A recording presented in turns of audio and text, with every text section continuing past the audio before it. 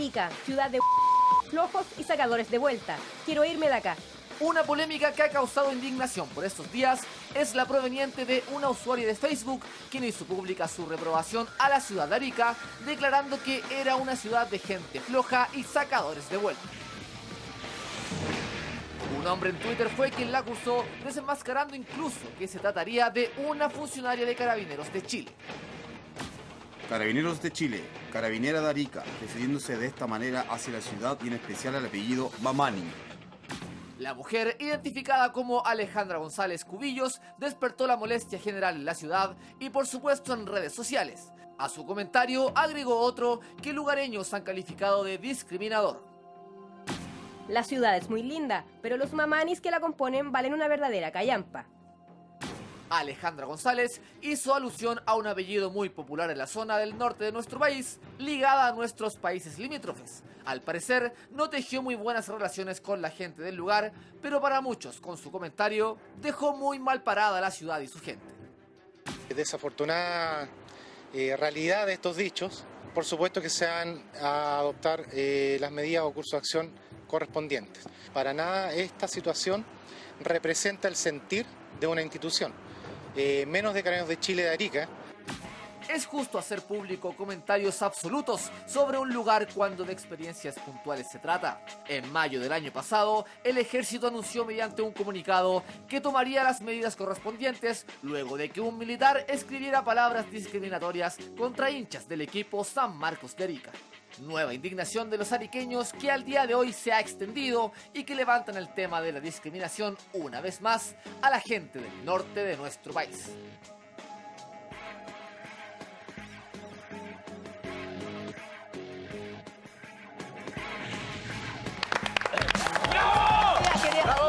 Bienvenidos a Mañaneros y comenzamos con polémica. E indignación, claro, porque en el norte, la verdad es que esta nota a usted lo podrá sorprender, pero a mí en lo particular no me sorprende en nada. Porque esta es la visión que tienen muchas personas que son de Santiago, originarias de la zona centro del país y que viven en el norte, no solo en Arica, sino que también en Iquique y Antofagasta, y que tratan a las personas de rasgos morenos, bajos, carita ancha, como los mamani de manera despectiva. Mamani significa halcón y viene de la realeza y de los estrategas guerreros del Imperio Inca. ¿Qué la rusa? Es un apellido de respeto. Es como quien dice Ahí tiene Wikipedia. en Santiago un Subercazón, un Larraín, un rizopatrón. No va a decir vial. Esos son los mamani. Y me molesta y me indigna que se les trate de manera peyorativa en el norte del país. Señor. He dicho, nos vemos a las 12. ¡Listo! Muy bien. Excelente. Presidente. Pero la polémica estaba a partir de esta supuesta carabinera, porque se hablaba de que era una supuesta carabinera la que escribió a través de su Facebook personal estos dichos en contra de los ariqueños. Dichos tremendamente desafortunados, pero son para que armar esta polémica y para que mucha gente se sienta discriminada por esta mujer. ¿Sabes lo que pasa? Yo, tomando un poco lo que dice Eduardo, a mí me parece que este tipo de cosas es bueno que uno sepa que haya gente que es capaz de escribir una cosa así. ¿Por qué? Porque demuestra que efectivamente en Chile hay un nivel de ignorancia. Es verdad. Brutal. Y de no entender que, como decía Eduardo, porque seas más alto, seas más bajo, seas más moreno, seas más rubio, pueden haber diferencias y que además tú lo tomes eso como el hecho esencial de la diferencia que puede tener esa persona en su actitud. O sea, si yo me saco un loro y soy moreno, me cuadra. Pero si es rubio, no. No sé si me explico. Entonces, ese tipo de situaciones son prejuicios en Chile, feroces. nosotros creemos que están superadas. Y no ha sido superado, pero ni por cerca. Y las autoridades, las personas que tienen la posibilidad de poder hablar estas cosas y hacen foros, y hacen encuentros, seminarios, hacen gárgaras con que Chile no es un país discriminatorio. Y lo es. Esto te demuestra brutalmente. exactamente Mucho. lo cruel que es la discriminación y que no se ha avanzado nada, compadre. Pero ¿sabes lo que me pasa a mí con Absolutamente esto? nada. Ale, a mí lo que me pasa con esto es que si esta mujer escribe solo el primer comentario, puede haber sido incluso mucha gente a través de Facebook, que yo lo encuentro malísimo, se desahoga. Y escribe lo que siente, sin filtro, piensa que lo van a leer solo sus amigos y ahí va a parar. Pero ella después reitera con un mensaje más peyorativo. No es que sabemos que existen personas que piensan así. No sé si me explico. Eso sabemos que hay personas que son discriminadoras, que a esas personas, ¿no es cierto?, hay que decirles que son discriminadoras y dejarlo en evidencia. Pero una persona no puede escribir lo que piensa porque esa es la pregunta que me hago. Esa carabinera si es que es carabinera, ¿representa la institución cuando escribe algo a través de su Facebook personal? Personalmente creo que no. Creo que ella es una mujer discriminadora. No creo que Carabineros de Chile, y espero que así sea, digamos, sea una institución que podamos decir que discrimina a cierta parte de nuestra sociedad. Claro, es difícil pensar que un superior, Julia, le haya dicho: tú tienes que escribir esto. Porque claramente ella lo escribe a título personal, si es que efectivamente es carabinera, y carabineros del norte de nuestro país, ni del centro del país, ni del sur, no tiene nada que ver, es su opinión. Pero el punto es que, claro, ella no es cualquier persona. Ella tiene un rol en la sociedad, que es un rol tremendamente importante. Entonces, mira, ahí está Diego... Diego Loalza nos escribe: es la verdad, acá en el norte la gente es floja, me incluyo. Por algo las empresas contratan a gente de otros lugares. Oye, compadre, en Santiago hay gente más floja todavía. Ahora, ¿son flojos o es que viven en otro ritmo? Es que esa es la que no es el de Santiago. Lo hablábamos en la pauta, porque cuando uno va a Arica sobre todo, porque Arica todavía duerme en siesta. Y yo lo encuentro ideal. Yo cuando voy para allá, otros lugares de Chile. ¿Por qué no vivo aquí? Sí, pero yo he ido... Pero es que, ¿sabéis lo que pasa? Eso no es flojera, eso es calidad de vida. Que son cosas completamente distintas, porque dormir una siestita... dormir una siestita... Reparadora. Es reparadora y... Absolutamente. O sea, en el campo son ir a almorzar con tu familia, en tu casa... O sea, como es cuidar la calidad de vida. Absolutamente. Quizás nosotros tenemos un problema. A ver, y reconozcámoslo. Lo hablábamos en la pauta. Antes, Santiago, estoy hablando de unos 20 años atrás, uno encerraba el comercio y uno no podía hacer nada más que ir a almorzar a su casa con su gente o tomarse una cestita, un zorrito, como decía. Un zorrito, mi viejo decía un zorrito. Pero en el estricto rigor, quizás nosotros estamos en un problema mucho más serio y por eso tenemos una gran cantidad de enfermedades mentales en la zona central, sobre todo en Santiago. Y es porque somos una manga de neuróticos que lo único que sabemos es trabajar y estar pendiente del celular. Y los demás también tienen la razón. ¿Nosotros vivimos para trabajar o trabajamos para vivir? Esa es la pregunta del millón. Yo siento que... Lo que la pregunta ya es, ¿vivimos?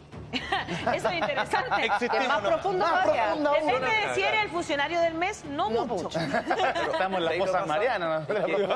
Y yo creo, a propósito de lo mismo, que hay otro error, y que es garrafal. A ver. Que mucha gente cree que mientras más estás en tu oficina, más estás trabajando. Produciendo al mes. Y queda absolutamente establecido con estudios, porque ustedes se han fijado que de repente los estudios se toman en consideración si de alguna manera te da sentido tu tesis. Porque si no le da sentido tu tesis, lo ignora, eso es todo. Y está claro que no tiene que ver con el tiempo que está en tu oficina, sino que con lo que produce. Con la calidad, y no les la quiero cantidad decir de horas. a las personas que nos están viendo que en Chile, por lejos, pero por paliza, las mujeres producen mucho más. Porque las mujeres van a la pega a trabajar. Los hombres van a trabajar, a sacar la vuelta, a escribirle a la polola, a hablar por teléfono y hacerse los que están trabajando y no hacen Pero mira, nada. acá tenemos otra opinión de Juan Cofré Saavedra, que dice: yo vivo en Arica y reconozco que el comerciante ariqueño es flojo. Pero me encantaría me encantaría, perdona, que argumentara. Sí, claro. Pero espérate, yo he ido al norte. Yo también, pero que lo diga. Hartas veces en Arica, he estado hartas veces en Iquique y nunca he salido satisfecho con la atención que me han dado en un supermercado, por ejemplo. En cualquiera sea el supermercado. La caja se demoran lo que quieren. Tú debes pedir jamón, como que no te pescan, no te miran. Es como que viven en otro ritmo. Está bien. Ahora, de ahí a uno acusar y discriminar y tratar de mamar y porque no sé qué, porque los considero flojos, es muy distinto, porque yo no entiendo esa idiosincrasia. Como él quizás no entiende la mía. Claro, pero es bien distinto lo que dice Juan, porque Juan dice: reconozcamos que el comerciante ariqueño es flojo. Que es diferente decir los ariqueños son flojos o los mamanis son flojos, porque está hablando de raza. Pero igual está generalizando. O del lugar donde se vive. Porque igual está generalizando. No, claro, él está generalizando, pero hay una cosa que es cierta.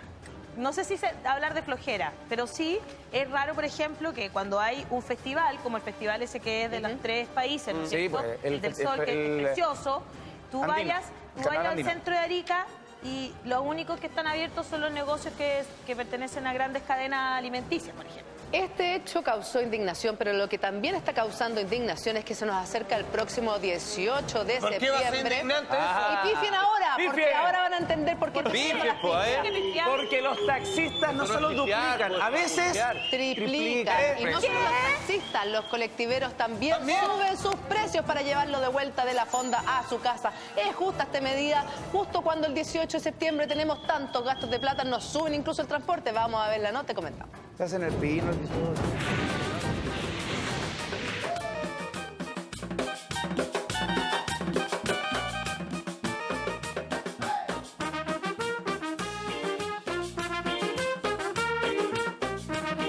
Se viene el 18, caramba. Buenos asados, mejores empanadas y por supuesto no puede faltar el líquido para acompañar. Pero cómo volver a casa siempre es un problema porque no se puede manejar. Una buena opción, los taxis colectivos, ¿o no?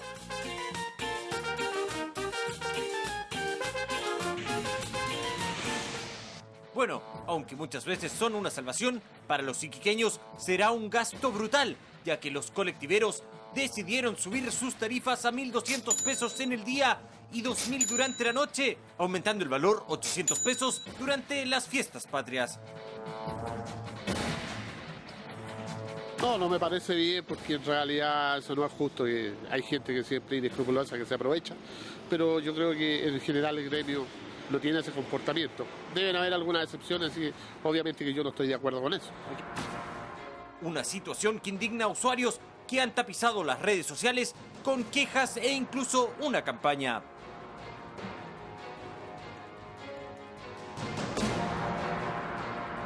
En Santiago, el gremio asegura que no habrá alzas de este tipo para las fiestas y esperan prestar servicios de apoyo al congestionado Transantiago.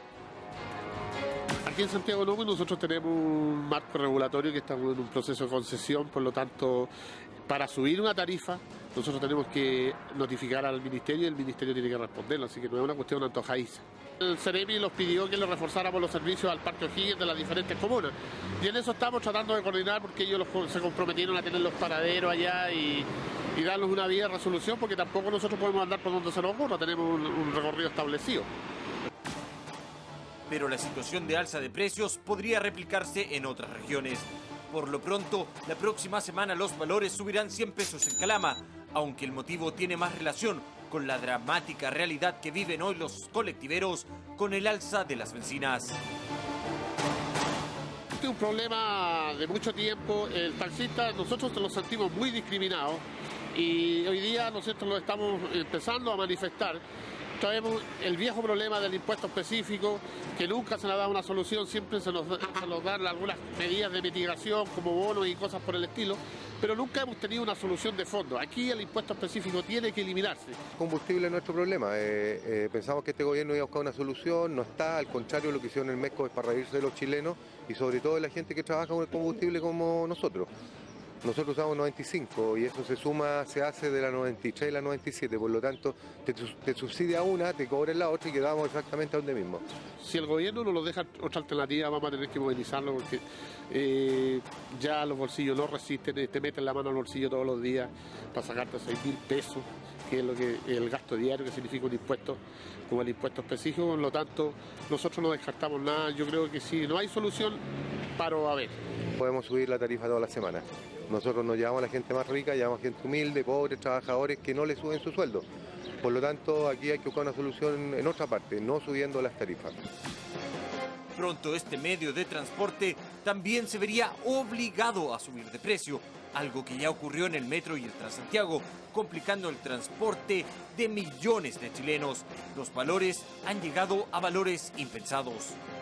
El tiempo que ha pasado desde que yo fui dirigente de los microbuseros han cambiado mucho las cosas. Según los cálculos que hemos sacado, porque conversamos eso con ingenieros amigos nuestros, nosotros con la tarifa que teníamos aproximadamente hoy día recién, estaríamos yendo a 500 pesos. Esa sería la tarifa que tendríamos ahora, los amarillos. Para el recordado expresidente de los empresarios de las micros amarillas, todos estos problemas responden a uno solo: el Transantiago. La solución la saben todos, lo saben los políticos, lo saben los ingenieros de transporte, que muy poco saben de transporte, muy poco. Liquidar Transantiago, porque ha sido una humillación muy grande para la gente. O sea, la paciencia del santiaguino para aguantar un sistema de transporte tan malo, la firme yo lo compadezco, porque tanto que nos criticaban a la amarilla, pues nosotros éramos eficientes, y nosotros en 90 años, el gobierno nunca lo dio ni un 5, y hoy día se han gastado 18.000 millones de dólares.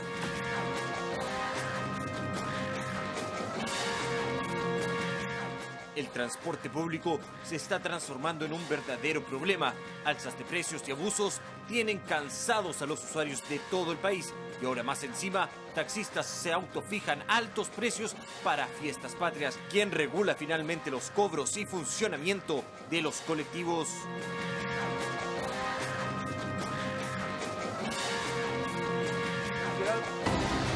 Perdón, es que queda planteada la pregunta y yo creo que la respuesta está. El problema es que la respuesta no se da siempre. ¿Cuál es la pregunta, Felipe? La pregunta es ¿quién regula esto? Claro. El Ministerio de Transporte. Sí. Entonces, lo regula. entonces... El problema está en que no todos se someten a esa regulación. No. Como parecía en la nota de ese dirigente colectivero, si así fueran todos, créame que no estaríamos hablando de este tema y no sería noticia. Pero ¿cómo funciona una vez que uno se sube está... al taxi? Ahí te dicen, no, son 3.000 más.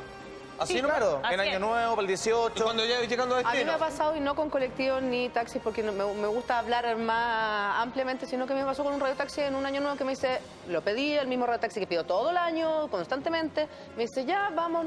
Y de repente me dice, ¿usted sabe que hay tarifa de Año Nuevo? ¿Ya iba ahí andando? Sí, por arriba. Entonces le digo, claro, iba llegando, no tenía idea. Sí, pues son 3.000 pesos más. ¿Y qué así? No, pues se lo soltáis, no. ¿Y eso Tienes que era pagar efectivo? en efectivo 3.000 Pero no, pero llamaste. No, después nunca existió la tarifa. ¿Llamaste? O sea, siempre hay en todos los rubros gente viva que quiere de alguna manera perjudicar al otro, y en ese sentido veíamos como algunos colectiveros decían, bueno, nosotros no podemos llegar y subir las tarifas, pero la realidad es que más de algún pillo ya está tratando de ver... O sea, si hay algo en lo que yo estoy de acuerdo, perdónale, si hay algo en lo que yo estoy de acuerdo porque hay poco transporte también en esa fecha. con los colectiveros y con las personas que trabajan en el transporte, es que, por ejemplo, el MEPCO es un chiste. ¿Tú te refieres al mecanismo de protección para mantener los precios? O sea, la de 97 octanos hoy día subió 15 pesos. La de 93.5 y el diésel subió 2 pesos. Pero dijeron que esto iba a subir 5 pesos máximo. Ya, es una mentira más. Perfecto. Y el impuesto específico para quienes trabajan. Los colectiveros no son gente millonaria. No, pues. Muchas veces los colectiveros tienen un autito y hay un chofer que se los maneja cuando ellos no pueden manejarlo. Y lo que él mismo decía, perdona, ellos no transportan a la gente más rica del país como para empezar a subirle 1.000 pesos, 100 pesos, 200 pesos. Transportan a gente trabajadora que no pueden llegar y estar pagando tasas. Nuevamente el transporte hace agua. Hay muchos descriteriados igual, que no solo para estas fechas, que es comprensible que también ellos quieran ganar algún dinero extra por trabajar en fecha en que todo el resto está pasando bien. Sí. Ya, ok, perfecto. Pero no te suben un poquito, no te suben al doble, se suben al triple. Uno se sube a los taxis, como dice la Julia, cuando ya vaya en el camino y está ahí de repente en un descampado, te dicen, oiga, ¿le habían dicho a usted que el mínimo era, no sé, 5 lucas hoy día? O es peor. Y tú te quedas así como, oiga, Ale, pero hay algo si voy peor. acá 2 cuadras más allá, o a lo mejor iba a pagar 7 lucas igual. Pero hay una situación... ¿por qué te imponen algo? De cierta manera, como cuando ya no tenés como qué más hacer, te lo imponen. Cuando no tienes alternativa. Cuando no hay alternativa, exacto.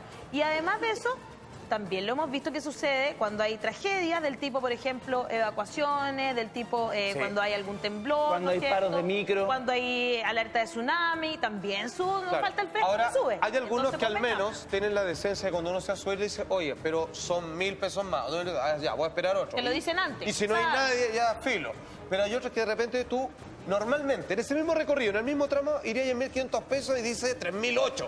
¿Pero cómo? Mira. No, que es más caro. Oscar Martínez nos escribe a través de Twitter. Estoy con Marinakis. Las micros amarillas eran mucho mejor. Qué increíble, porque Marinakis señalaba que el precio de las amarillas al día de hoy sería de 500 pesos. Bueno, tendría que presentarme los papeles y los estudios de eso, porque... Están 6.20. Y están 6.20. Alguien nos decía por ahí que las micro amarillas daban... Y subsidiado. Daban 3 kilómetros por litro. 3 a 4. De 3 a 4. Actualmente, las grandotas dan 1 kilómetro por litro. O sea, digamos... Gastan bien, más el triple, po. Ahora, a ver... Demetrio Marinakis es un dirigente histórico de las micros amarillas. Fue empresario de las micro amarillas durante muchos años y las amarillas de alguna manera generaron un montón de problemas en Santiago de los cuales la gente no se acuerda mucho, siento yo. No es que yo sea el gran defensor del Transantiago, creo que es un pésimo servicio. Pero, por pero ejemplo, las amarillas la tenían contaminación- tremendos problemas. No olvidar a contaminación Marinakis ha y el bajado ruido. mucho. Sí. ¿Sí? Sí. Y no olvidar que Demetrio Marinakis fue uno de los dirigentes que fue procesado por infracción a la Ley de Seguridad Interior del Estado del año 2000 cuando paró el transporte público y el Exacto. presidente Lago lo mandó Pero a la Felipe, cárcel. para seguir escuchando, para seguir dialogando respecto al transporte, escuchemos las declaraciones de Demetrio Marinakis.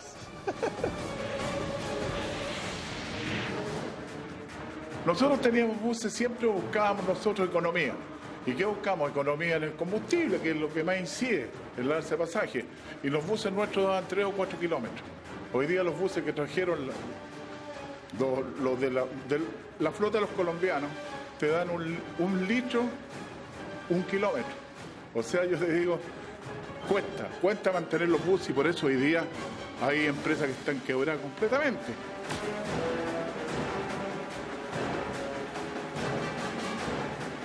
Nosotros con los mismos buses que tiene Transantiago transportábamos 4,5 millones de pasajeros. Hoy día no alcanzan a los 2,5 millones de pasajeros. Y toda esa gente se fue al metro por el mal servicio. Y reventaron el metro. El metro antes, cuando estaban las máquinas amarillas, era un lujo. Y hoy día el metro no es problema de administración, que no hagan mantención. Lo que pasa es que igual que un Fiat 600 le echen 14 personas, cuando un Fiat 600 era para 4 personas.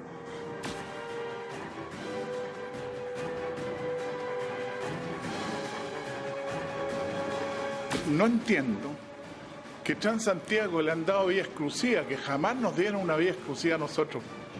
Nunca tuvimos vía exclusiva. Tienen vía exclusiva y el rechazo que tiene la población. Algo está pasando. Yo sé lo que está pasando. El servicio es malo y el servicio es caro. Y como son bonificados por todos los chilenos, porque los chilenos hoy día están bonificando a Transantiago. Si los millones de dólares que se podían haber ocupado en educación y en educación y salud, tendríamos solucionado los problemas. Pero en este negocio, en este negociado, van metidos políticos de todas las tendencias.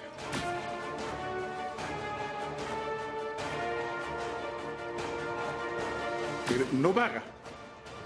Sí, pero seguramente el gobierno lo va a ayudar y lo va a sacar del hoyo. Con la plata de todos los chilenos. En el sistema antiguo, si quebraba un dueño micro, quebraba. No teníamos ayuda del gobierno. Pero ahora tienen un buen bastón. Y este bastón se lo pasan todos los partidos políticos. Si es lo mismo. Va a cambiar de gobierno, pero este sistema no lo van a cambiar.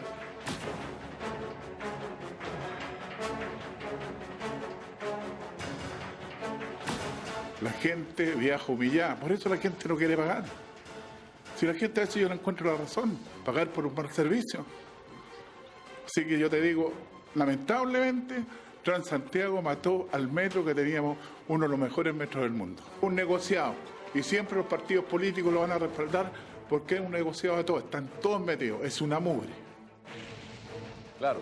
Fuertes declaraciones de Marinaki. Estábamos acá conversando efectivamente. Pero claro, algo de razón tiene. Algo de razón puede tener, pero también él mira con cierto romanticismo lo que eran las micro amarillas, así como que es muy fácil el Transantiago es un mal servicio. Bueno, la micro amarilla, perdónenme, yo viajé mucho en la micro amarilla, todos anduvimos en la micro amarilla, y tampoco era el tremendo servicio, contaminaban mucho, había más. Pero yo encuentro que no era tan tema. Por ejemplo, me daba el ejemplo, Eduardito, que era que uno quedaba colgando las micros. Pero ¿sabes lo que pasaba? Por ejemplo, yo cuando me iba al colegio a las 7:20 de la tarde... Pero en esa época no eran las micro amarillas, eran las de colores. Sí, la Aeropaz, me refiero a eso. Entonces volvamos a eso. Está bien, pero el anterior está bien. Claro, porque en el fondo cuando la gente venía colgando, decía, no me subo porque no quepo nomás. Claro. Y esperaba 10 minutos más y ya venía una no tan llena. Sí. Y me subí, entonces no había problema. Así era. No era tema en el fondo. Primero, cuando nosotros estábamos en el colegio, o cuando tú estabas en el colegio,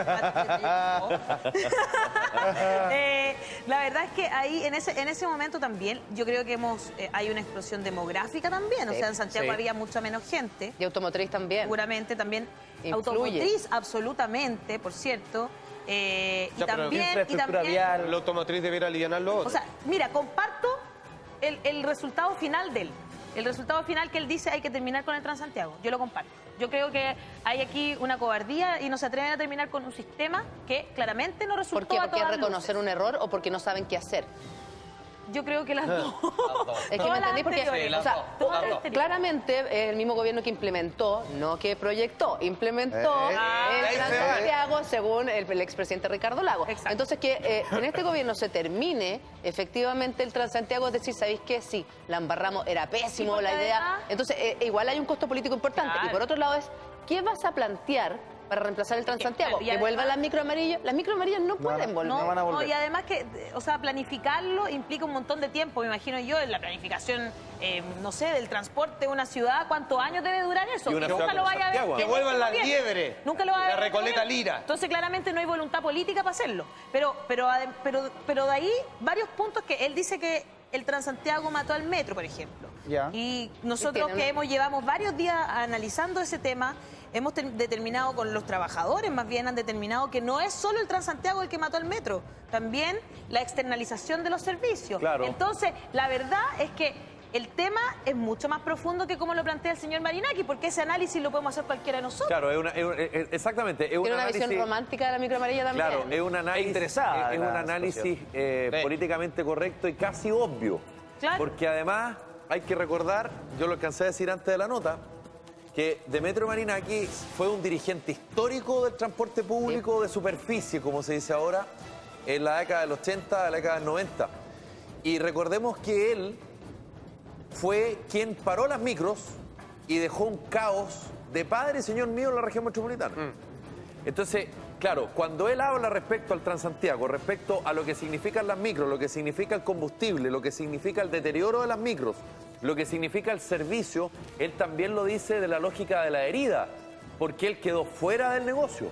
Y quedó fuera... Absolutamente. Porque no fue capaz de estar dentro del negocio. Pero por mucho que hable a partir de la herida, Felipe, igual tiene razón en gran parte su planteamiento respecto a la situación crítica que vive... Claro, pero vuelvo al punto, pero lo que yo estoy con la Ale, lo que él dice lo podemos decir nosotros también. Sí, el problema es que nosotros tenemos por lo menos la objetividad de que nos fuimos parte del negocio. Yo nunca tuve micros. Él sí fue parte del negocio. Exacto. Yo nunca fui parte del negocio. Él sí, tiene razón. Y a él lo sacaron del negocio. Varias cosas, tiene razón, sí, pero es parte interesada. La otra vez... Que nos muestre cifras, que nos muestre análisis. Es que la otra vez, yo no sé si será la solución para acá, pero estuve leyendo un paper que... Nada, de la embajada, digamos, de Japón, cuando...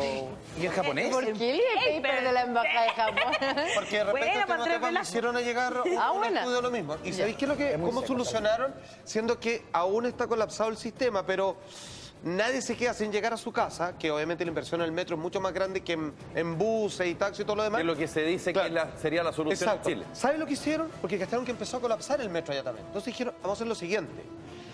Todos los que quieran participar con carros de metro, todas las empresas externas sean bienvenidas. Entonces, ya, yo me inscribo con la línea 1 y pongo 4 carros más.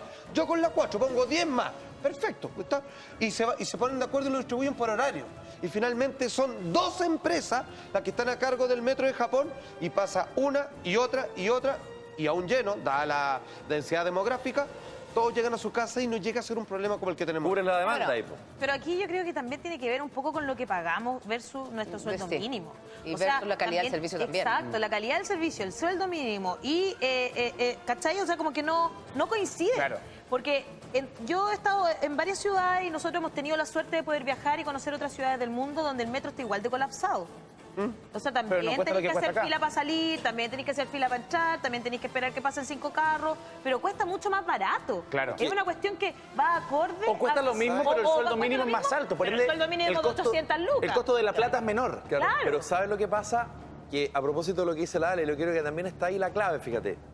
Porque de las cosas que uno permanentemente escucha es que una vez que se implementa el Transantiago, el metro de Santiago pierde en calidad. Sí. ¿Y cuál era la gracia del metro de Santiago antes? No era que viajaba poca gente, es que el metro de Santiago funcionaba de manera correcta y ordenada. Y el sistema de transporte público de superficie en Chile, digámoslo, nunca funcionó de manera ordenada. Porque lo que recuerda Salfate es súper cierto. La Bilbao Lo Franco, la Pila El Ganso, exacto, la Colón Oriente. Colón Oriente. Pregunta, y después las micro amarillas, y ahora el Transantiago ni hablar. Pregunta, pero así, bien a sangre pato, ¿está ordenado el sistema? El sistema no está ordenado. Es una micro por acá, parchamos por acá, le metemos otro recorrido por acá, hacemos un paradero de transición por acá. Alargamos un recorrido. Entonces, nunca en Chile ha estado ordenado el sistema de transporte en superficie. Nunca. Claro. En cambio, el metro siempre ha estado ordenado. Y no era un problema que tú bajabas al metro y no había nadie. No, es que el metro pasaba a la hora que pasaba y tú sabías que te iba a bajar en la estación más o menos en ese tiempo. En un minuto y medio más. Las micros nunca pasó. El problema, Felipe, nace cuando en el 2007, el 10 de febrero, parte el Transantiago y los buses estos amarillos con verde simplemente no llegaban donde llegaban las amarillas, porque se redujo no la cantidad de micros, sino la cantidad de recorrido. Se cambiaron los recorridos. Pero eso se puede solucionar además de lo que era en un año lo solucionáis eso. Claro, como que se empezó a armar un había que sistema. estudiárselo cómo llegar a la casa. Supuestamente tiene como unos troncales. Claro. Sí. Y tú tenías que moverte hacia ese troncal. Con los alimentadores. Entonces hay que hacer también transbordo y todo eso, como que la gente empezó cada vez más difícil. A eso recordemos que nos dijeron también que los choferes, que son personas que en general están bajo mucho estrés, iban a ir mucho mejor. Sí. Iban a ser trabajadores que ahora iban a recibir Iban una a tener remuneración, calidad de iban a tener calidad de Muchos no vida, tenían dónde ir al baño por lo tanto, con sus paradas. Todavía no tienen dónde ir al No baño. iban a dar vuelto porque iba a estar la tarjeta De VIP. verdad que a mí me toca en la Radio Candela de repente entrevistar a choferes, nos llaman para contarnos cómo tienen que hacer pipí ahí donde están esas cuestiones como la acordeón esa. Sí. Ahí tienen que hacer pipí porque no hay dónde. No tienen dónde, que no tienen. No hay, paran y no hay una garita, no hay un lugar. ¿Cuántos reportajes en televisión hubo de las famosas garitas o de los terminales de las micro amarillas o las anteriores que eran de todos colores? De donde y uno decía, oye, pobres choferes, donde tienen que ir al baño. Eso no ha cambiado nada. Y yo me acuerdo que se dijo, pero me acuerdo perfecto que con el Transantiago eso no iba a pasar. Ya, pues, pero la realidad es que... La realidad es distinta. La realidad es que cuántas veces al año vemos precisamente a los choferes de buses paralizados afuera de las garitas diciendo que no van a salir porque quieren condiciones dignas. Para poder trabajar. Exacto. O sea, no ha cambiado, seguimos en lo mismo. Entonces, yo siento que le cambiamos el nombre, siento que complicamos aún más el tema del transporte, con el tema del troncal, la alimentadora, con no sé qué, que antes tenías que tomarte una micro, ahora tenés que tomarte 3 para llegar a donde mismo iba. Y finalmente estamos pagando caro por un muy mal servicio y que no va a tener mucha solución, porque tal como lo decía en la nota, los colectiveros dicen, sabéis que nosotros también estamos en problemas, la benzina sube, necesitamos subir los pasajes y esto se va a terminar en paro. Entonces ya vemos problemas en el metro, lo que pasa en el Transantiago y un posible paro de los colectiveros.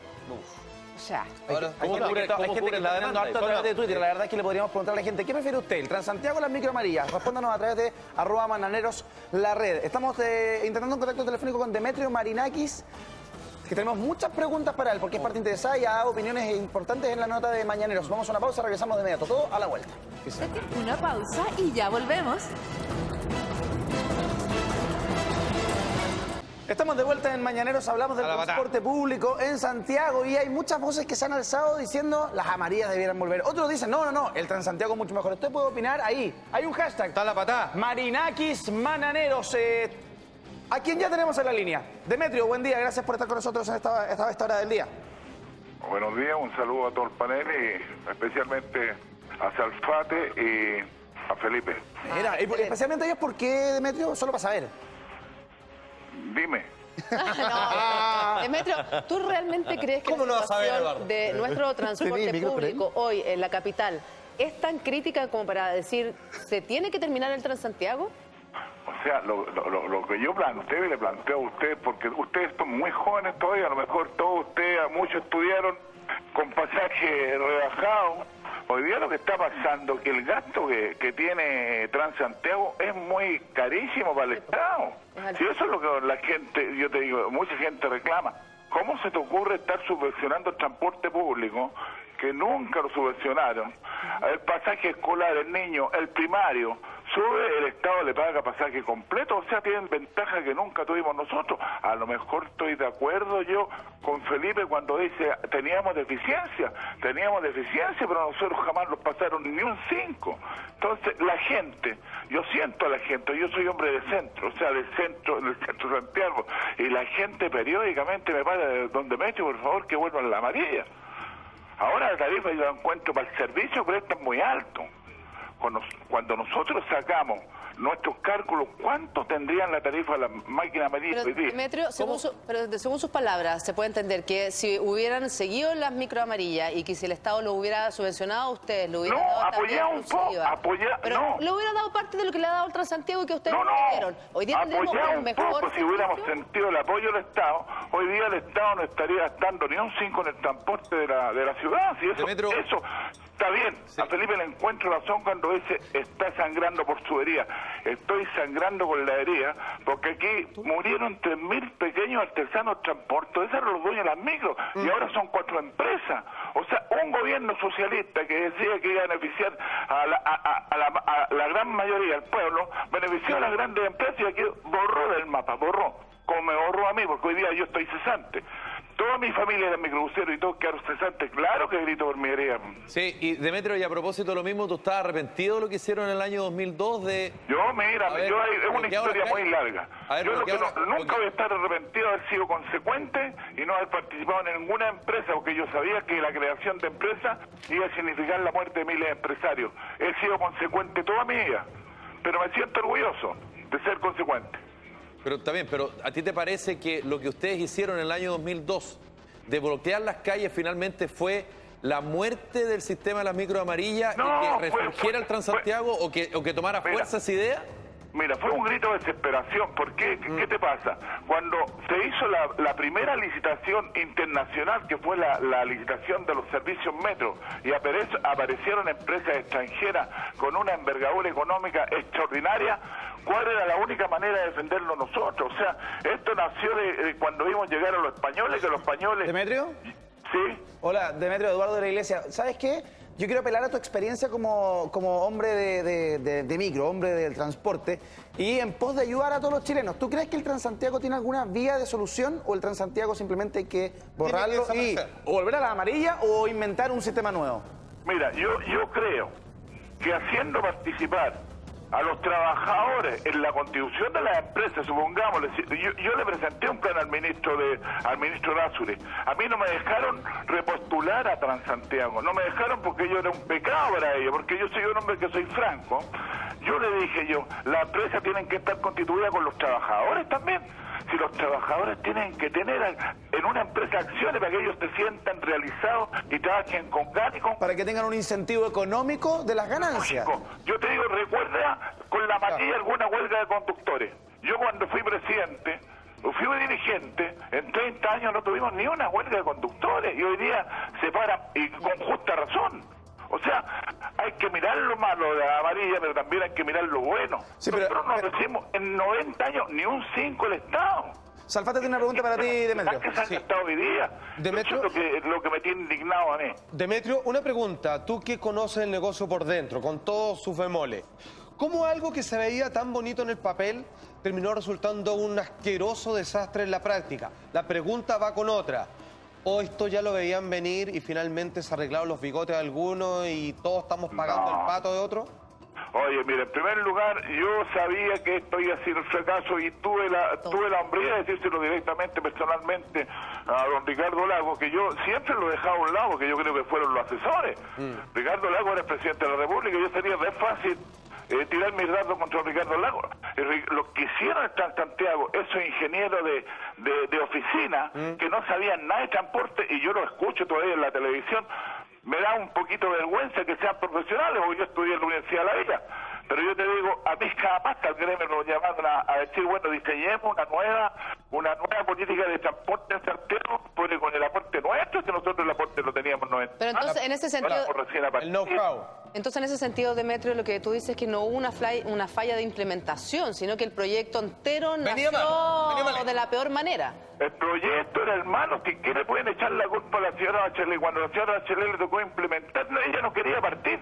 Sí, yo sé que ella no quería partir, pero habían presiones. Yo te digo, hasta el ministro Velasco era uno de los más interesados en que partiera Transantiago.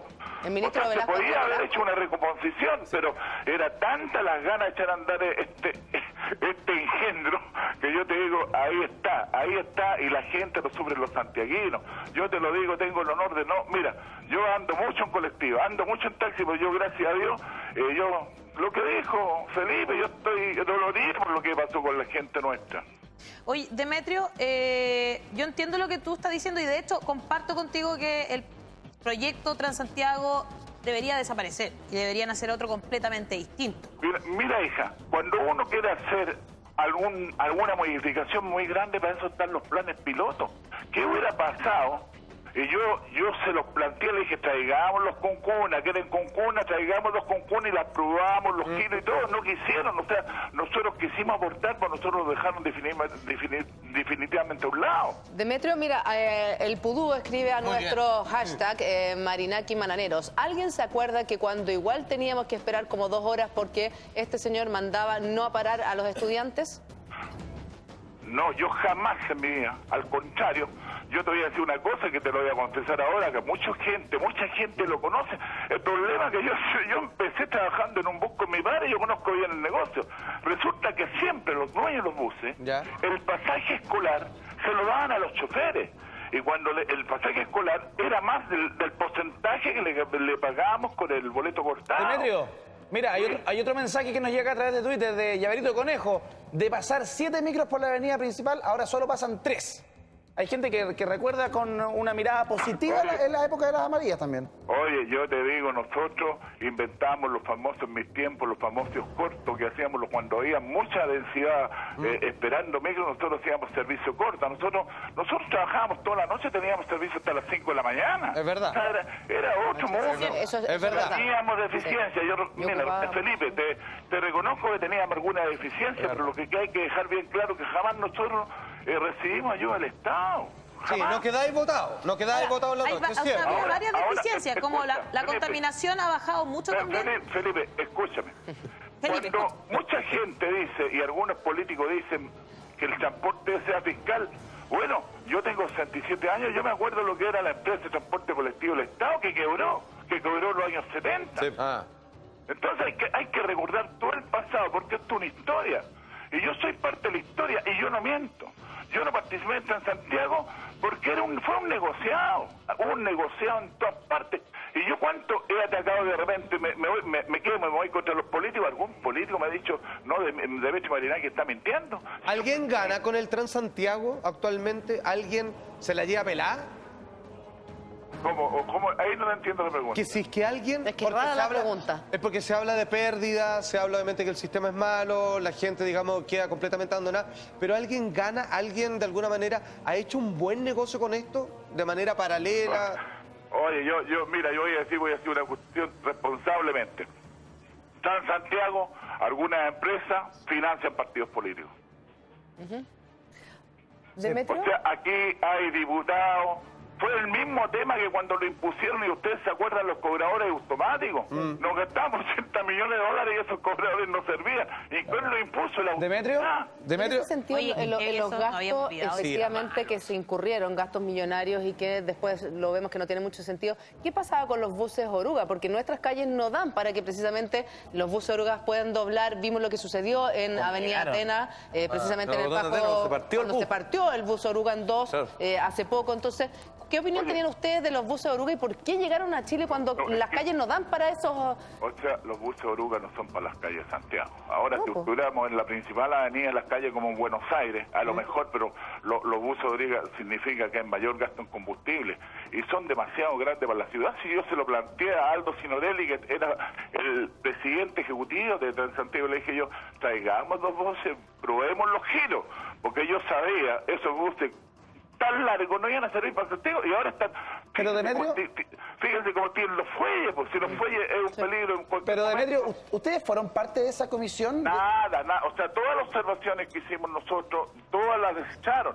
Si el problema es que aquí había muchos intereses creados, estábamos hablando de cuántos... Mira, hoy día los colombianos ya dejaron de pagar el crédito que sacaron los buses oruga, justamente en Nueva York, y estoy seguro que van a recibir ayuda del gobierno para seguir manteniendo el sistema. Demetrio, y además del bloqueo del año 2002, que yo todavía lo tengo muy fresco en la memoria y me imagino que tú también, ¿qué más ustedes hicieron por la vía legal, claro, por el camino correcto, o de la para que efectivamente fueran considerados en la licitación y participaran en el que hasta ese momento iba a ser el futuro sistema de transporte público de superficie?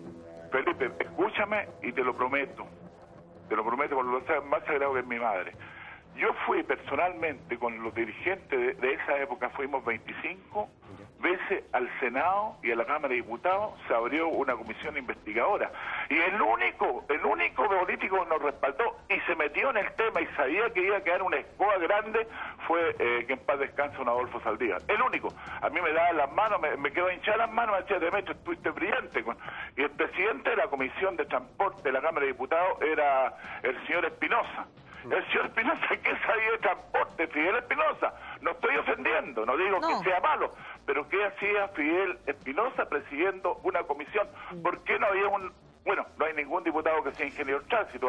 Yo he discutido con las bases que yo había... Con la práctica, claro. Tenemos una escuela yo tengo una escuela muy grande, imagínate, mi padre fue presidente de gremio muchos años, yo fui presidente de gremio, mi abuelo partió en el negocio. Hoy día nosotros fuimos tan consecuentes que no participamos en ninguna empresa. Porque ¿Demetrio? yo dije, si la gente nuestra va a morir, yo prefiero morir con mi gente. Hay harta gente que nos está escribiendo a través del hashtag que estaba saliendo en pantalla, Marinakis, Mananeros. Por ejemplo, Daniela Pérez nos dice, las amarillas eran del terror, carreras entre ellas, no paraban a los escolares y no esperaban a que los abuelitos se bajen. Claro, todo generado por esta alta competencia que existía entre los microbuseros. ¿Qué es lo que se suponía que el Transantiago iba a suprimir por el tema del boleto cortado, por el tema del pago de la tarjeta VIP? ¿Tú no te acuerdas de esa parte o...? No, ¿cómo me voy a acordar si yo trabajé esa parte, po? Yo por lo menos te lo digo, nosotros le dábamos el escolar, el valor del pasaje escolar se lo dábamos a los choferes para que no tuvieran problemas con los escolares. Pero igual pasa lo mismo, es una... Pero no nos paraban igual, pues, Demetrio. Pero, bueno, ¿y cómo llegaban a los colegios? O sea, se iban caminando... Yo tenía que pagar pasaje completo. Hacerte sincera, los empujones, y así uno aprende con la selva de la vida nomás, pues, pero... Oye, malos conductores y buenos conductores. Si había malos conductores como hay malos conductores hoy día. Mira, acá está Carlos Catalán López que dice en el hashtag Marinakis Mañaneros, un sapo de micro sin saber leer ni escribir mantenía la frecuencia y ahora 10 ingenieros no lo pueden hacer. Eso es verdad. Igual ocupan los sapos todavía. Oye, sí, porque lo que hay lógico, pues se supone que debería estar regulado, digamos, los horarios de separación. Por minuto, por minutaje. El tema se suponía que estaba automatizado. No, y volvió, no, y que tenía el GPS, entonces no sabía dónde venía. Yo tengo una prima que trabajaba en eso. Lo que pasa es que no funciona igual porque las micros son igual, o sea, se quedan en paz. Hay algo que tengo que decir. Porque las micros además ni las cambiaron, las pintaron, no convengamos a cuestión aparte de la oruga. Por ejemplo, yo, debo decirlo, yo no utilizo actualmente el transporte público, pero por ejemplo, frente a mi casa hay un paradero, que es La Reina. Y antes pasaban muchas micros, la 1H, la típica, la Recoleta Libre. Bueno, ahora, en cierto horario, porque al parecer los que están a cargo de ese recorrido consideran que es mal negocio, y te estoy hablando de las 10 de la noche, no te tiran pero ni una más. En cambio, con la otra, tú sales a las 3 de la mañana y no ibas a esperar media hora igual. Y espera días conflictivos, como hoy día. Claro. Hoy día es cierto que se guardan las micros de metro cuando hay días conflictivos, porque ya vimos que se quemó un bus del Transantiago. ¿Era común hacer eso, sacar menos transporte a la calle? No, nosotros, mira, yo soy responsable cuando nosotros planteamos las paralizaciones, no salía ni un bus a la calle. Pero nosotros, el negocio nuestro era mantener los buses en la calle. O sea, el dueño del bus, porque eran puros pequeños empresarios, el dueño del bus yo lo vi en la noche. Lo trabajaba todo lo que podía, po.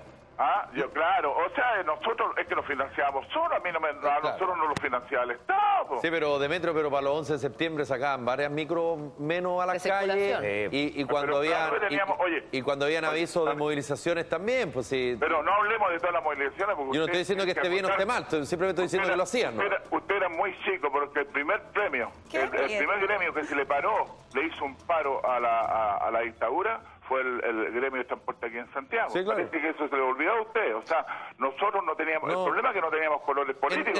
En rigor el primero fue los trabajadores del cobre, pero está bien. Acá en Santiago... pero yo te digo que en Santiago nosotros tuvimos elecciones en la tiempo de la dictadura. Oye, nosotros éramos un gremio de Río, no éramos Santas Palomas. Está bien, como te lo digo derechamente. Muy bien. Ayer también hicieron varios paros que yo me acuerdo. Sí, bueno, y ese duró harto. A propósito de lo mismo, y perdón por insistir, pero yo creo, Demetrio, que ese el tema que finalmente a ustedes los dejó fuera del negocio. Ese paro y ese bloqueo de las principales arterias de la capital, ese agosto del año 2002. Por eso es que yo de alguna manera te pregunto si es que tú sientes que ese momento, si tú pudieras retroceder y decir, ¿sabéis qué? Si no hubiésemos hecho eso, tal vez estaríamos todavía en el negocio. Felipe, escúchame, lo voy a decir, primera vez lo voy a decir a la prensa. Wow, a ver, vamos. Demetrio Marinakis, cuando se fijó el bloqueo... Demetrio Marinakis, espérame un segundo. Quiero que nos digas eso que por primera vez vas a hablar en un medio de comunicación. A la vuelta estamos a comercial, regresamos. Y sigue escribiendo. Una pausa y ya volvemos. Ya estamos de regreso en Mañaneros conversando con Demetrio Marinakis, que critica duramente el Transantiago y asegura que efectivamente tiene que terminar. Mucha gente, Demetrio, estamos hablando contigo, llegó un Twitter ahí a nuestro hashtag y dice la imagen que tengo de Marinakis, que es básicamente lo que pasa y lo que decías tú, Felipe, con respecto a este bloqueo del 2002. Claro, que lo que le preguntábamos a Demetrio Marinakis, que era uno de los dirigentes de los microbuseros, Y en agosto del año 2002, ustedes, a propósito de lo que significaba que iban a quedar fuera de la licitación de las empresas extranjeras, de lo que había sido el cobrador automático, no solamente deciden irse a paro, sino que además bloquean las calles. Y lo que yo te preguntaba es que si tú sientes que eso fue finalmente la gota que rebasó el vaso y que los dejó fuera del negocio. Y ahí dijiste que ibas a contar algo por primera vez a los periodistas. ¿Qué es lo que tienes que contarnos respecto a eso? Felipe, mira. Y la Julia. Estoy de acuerdo contigo en una cosa, que este fue el principio del fin, el principio del fin del gremio. ¿Ya? Y yo te voy a decir una cosa, mi voz dentro del gremio, yo andaba de viaje, me acuerdo en Punta Cana, fui siempre enemigo de los bloqueos de calle. Yo siempre fui un hombre, y lo reconozco, de paro. A mí me gustaban los paros porque era un arma legal. Pero yo no era nadie para bloquear las calles, que de repente se me morían 2 cabros chicos en una ambulancia. Sí, pues. Yo me opuse al bloqueo. Yo cuando llegué el día domingo, me entrevistaron en un canal, yo ni sabía de que había una paralización. Pero yo era dirigente, y como dirigente asumí mi responsabilidad, porque yo soy así. Y el gobierno, y había mucha gente del gobierno, no el presidente Lago, que en el fondo el que querían era mi cabeza. Porque ¿qué yo representaba? Representaba al micrero tradicional, al micrero de pelea, pero yo jamás en mi mente me cruzó la idea de hacer un bloqueo de la calle, porque no soy nadie. No tengo el derecho a nadie decirle usted no va a circular por esta avenida. Esa fue mi postura. O sea, Demetrio, interna del gremio y dentro del gremio, ¿saben cuál era mi postura cuando yo llegué a entonces Santiago? usted se vio en una encrucijada en donde no le quedó otra que tener que respaldar. Tengo como dirigente, tuve que colocarle el pecho a las balas, po. Que en el fondo yo sabía, había muchos personajes como Tombolini, que lo único que me querían mi cabeza, porque yo se podría decir que yo era el dirigente más emblemático del gremio. Era yo el secretario de transporte en esa época. Sí, pues, tenía poder. Y lo digo yo estaba en Punta Cana y los pasajes los tomé en el mes de enero de ese año. O sea, ¿cómo yo iba a proyectar un bloqueo de las calles de enero justamente en el día? Y nos faltó el presidente que dijo que yo era tan inteligente que había planificado el bloqueo y estaba de vacaciones. ¿Te sentiste traicionado por...? Esto lo quiero dejar bien claro hoy día, que ustedes me dan la posibilidad... ¿Demetrio? Yo no era nadie para bloquear las calles. Es que la gente se desesperó y tomaron una mala medida. Y yo no estaba aquí en Santiago, porque si yo estoy en Santiago no hay bloqueo de calle. ¿Te sentiste traicionado por tus propios compañeros de directiva? Claro, si hubieron muchas cosas raras. Si aquí hay gente que no se da cuenta, que yo te digo, yo voy a decir, mi tesorero, Juan Pinto Zamorano, hoy día es dueño del 52% del transporte de la capital. Hay mejores antiguos que nosotros, hay que conocer los mejores. Los que mejores tienen notas son nacionales. Uno es Juan Pinto Zamorano y otro Jorge Gómez. Son 2 operadores nacionales. Y yo te digo, eso te da un tiempo que con los operadores no éramos tan malos como... O sea, las notas, y tú lo puedes ver en el ministerio, los de mejor cumplimiento son los nacionales. Pero yo respecto al bloqueo calle, lo digo hoy día, básicamente que yo me oponía, yo era parte de un directorio, y yo justo andaba fuera de Chile, porque ahora mis amigos me reclaman, ¿por qué anda ahí viajando? Yo estaba reventado. Y nos fuimos como 10 parejas, me acuerdo, a Punta Cana. Y cuando llego al aeropuerto venía llegando la delegación de Odesur y un periodista de Canal 7 me pregunta, ¿qué opina del paro con derecho? Yo dije, yo lo apoyo. ¿Ahora parece un boicote? Es que por eso, Demetrio, esa es la pregunta. Una promesa. ¿De alguna manera tú sientes que fue toda una situación que fueron armando ciertos personajes y que no te quedó otra que caer en esa situación? Claro, le hicieron una promesa. Lo que pasa es que había, dentro del gremio, había postura... Mira, dentro del gremio había postura, claro, que les gustaba Transantiago porque hablaba de ganar mucha plata. Pero las empresas iban a ganar plata, no los dueños de la micro, los artesanos, que yo fui dirigente toda la vida de los pequeños empresarios, no de la empresa. Cuando empezaron a aparecer las empresas en el gremio, a mí nunca me gustaron. La palabra empresa a mí no me gusta. Aquí habíamos 3.000 operadores en Santiago y esos 3.000 están todos fallecidos y arruinados. Yo defendía a esa gente, pero dentro del gremio, dentro del directorio, había gente que quería llevar al gremio a la empresa para sus beneficios propios. Yo no. Yo te digo, yo hoy día estoy aproblemado económicamente, pero estoy feliz. Y ando en la calle y la gente me reconoce. Tengo muchos defectos, pero yo conozco muy bien a los... Hay buenos políticos, Demetrio, los políticos no son malos, pero la mayoría de los políticos actuaron muy mal. Demetrio, tenemos un mensaje a través de Twitter. Fernanda Rojas nos escribe: ¿por qué cuando usted era dirigente no hizo nada por los minusválidos? No, por los discapacitados. O por los discapacitados, las personas de discapacidad diferente. Pero estoy de acuerdo en lo que están diciendo. en ese tiempo tuvimos responsabilidad que nos buscáramos alguna solución para que los monoválidos subieran a los buses. Ahí asumo toda la responsabilidad. Entonces, si es así, Demetrio, si asumes toda la responsabilidad y te escucho hoy, a mí me tocó cubrir perfecto el tema del bloqueo del año 2002, porque ese día nosotros acá en la red debutamos con un noticiario que marcó pauta modestamente, que se llamaba Telediario Interactivo. Y yo me recuerdo que cuando pasó ese episodio, y también me recuerdo cuando llegaste de tu viaje, la verdad que el Demetrio Marinakis de ahora no tiene nada que ver con el Demetrio Marinakis de esa época. Tú eres un tipo duro. Bueno, los años en vano, porque también, ya voy a llegar a los 70 años. Está bien, pero con la perspectiva del tiempo, yo, desde el punto de vista periodístico, te reconozco y te agradezco que de alguna forma tengas una visión distinta, y todos tenemos derecho a cambiar. Porque cuando uno la embarra y sigue manteniendo la misma postura, a mí me parece que es una tontera. No, pero de alguna manera, de alguna manera creo yo que tú, y eso danos el punto, tú sigues siendo la imagen de un sistema que estaba fracasado en su momento y que además presionaba y de la peor manera a la gente que tomaba la micro todos los días, que finalmente se concluye con un bloqueo de calle. Y eso, Demetrio, danos el punto. Eso fue brutal para toda esa gente. Pero, Felipe, te estoy diciendo que yo en ese bloqueo de calle no tuve ninguna responsabilidad. Yo, bien, pero tú eras dirigente y tú eras la cabeza del gremio. Yo en ese momento si teníamos serias diferencias internas. Si había gente que le gustaba la palabra empresa y a mí no me gustaba. Si el gremio se ganó el gremio se ganó más del 50% de la licitación. O sea, los amarillos ganaron el 50% y las empresas fueron administradas y todas quebraron. Yo no participé en ninguna empresa, por eso hablo tranquilo. Yo no participé en ninguna empresa de transporte, pero hubieron colegas míos, que hoy día están inmensamente ricos, que participaron. Yo no participé. Sí, Demetrio, yo entiendo todo eso que tú estás diciendo y con la perspectiva del tiempo también, todos entendemos lo que tú dices. Pero en ese momento, yo también me acuerdo de la micro amarilla. Y eso que yo no vivía en Santiago, pero me acuerdo del tema como nacional, digamos. Uno venía muy poquito, pero pasaba. De que efectivamente los micreros se agarraban, hacían carreras, se agarraban a pelear entre ellos. Tampoco era que la gente atropellaban a la gente, se caía de las micros y no había seguro que funcionaban. Yo de verdad, yo me acuerdo de eso. Yo me acuerdo de que pasaban esas cosas y tampoco era como que digamos que lo pasábamos súper bien con las micros amarillas. Aparte de la contaminación, que para qué hablamos, contaminación acústica y contaminación ambiental. Tú estás equivocada en muchas cosas en lo que planteas. En primer lugar, nosotros teníamos seguro interno y no teníamos ningún problema. O sea, nosotros teníamos deficiencia y lo reconozco, yo le reconozco la deficiencia.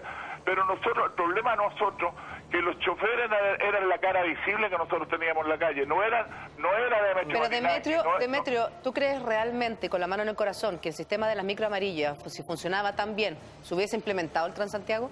O sea, claramente se buscó otra alternativa porque estaba fallando las micro amarillas. Oye, pero bueno, ¿qué dice usted?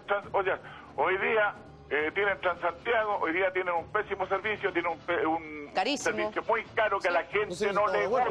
En esta parte del discurso estamos de acuerdo, pero también hay que entender que en el punto de las micro amarillas también te presentaban muchísimas falencias y por eso pero ¿hay algún hombre que no tenga un pecado? Si nadie es perfecto en la vida, pero nosotros no teníamos ningún aporte estatal. Ustedes no se dan cuenta la plata que está gastando en este tema. O sea, ahora, antes no es que fuera perfecto, pero hoy día es peor.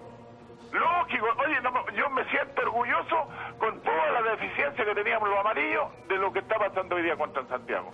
Pregúntale a la empleada doméstica, al obrero de la construcción, que tomaba la micro en Cerro Navia a las 7 de la mañana y a las 8 estaba en su trabajo, seguía durmiendo. ¿Cuántas horas de sueño le han quitado a la gente? Piensen en la gente más humilde, la que tomaba ¿A cuántas personas han estresado además? Porque son muchas las personas que se estresan por el mal funcionamiento del Transantiago. Ya, pero Demetrio... con la gente, ¿a usted les gusta hablar con la gente? Dicen, ¿qué opinan del sistema amarillo? La gente lo evalúa mal, la gente lo evalúa mal, al igual como evaluaba mal en su momento las micro amarillas, Demetrio, en eso estamos de acuerdo. Ahora, yo quiero saber, tú, ¿cómo solucionas el Transantiago hoy?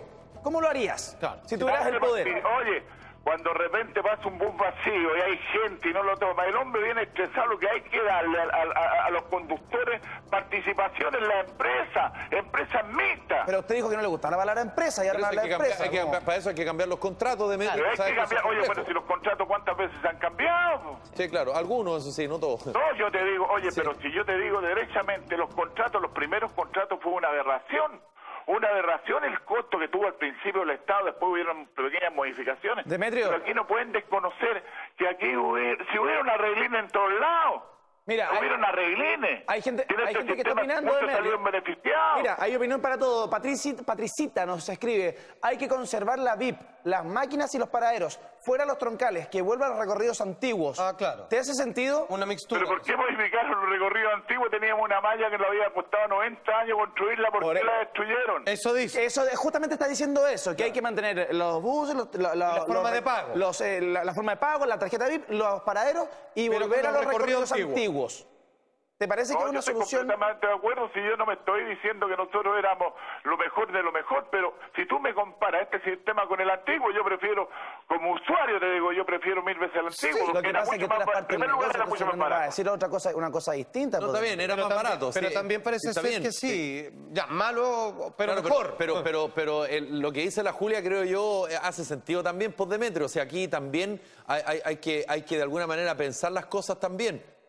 Por algo, finalmente, el sistema de las micros amarillas termina. Y yo creo que, y perdona, ustedes tienen una altísima responsabilidad, Felipe, pero ¿por más qué allá no del termina servicio. el sistema Lo que de pasó el de 2002. de Santiago, porque hay muchos intereses creados, No, pero sí, pues, pero- tenés que darte cuenta. Demetrio, si de eso, insisto, estamos todos de acuerdo. Si el tema es, si el sistema de las micros amarillas hubiese sido tan fantástico, no se habría pensado en cambiarlo. Ese es el punto. No, si hubiera otros puntos...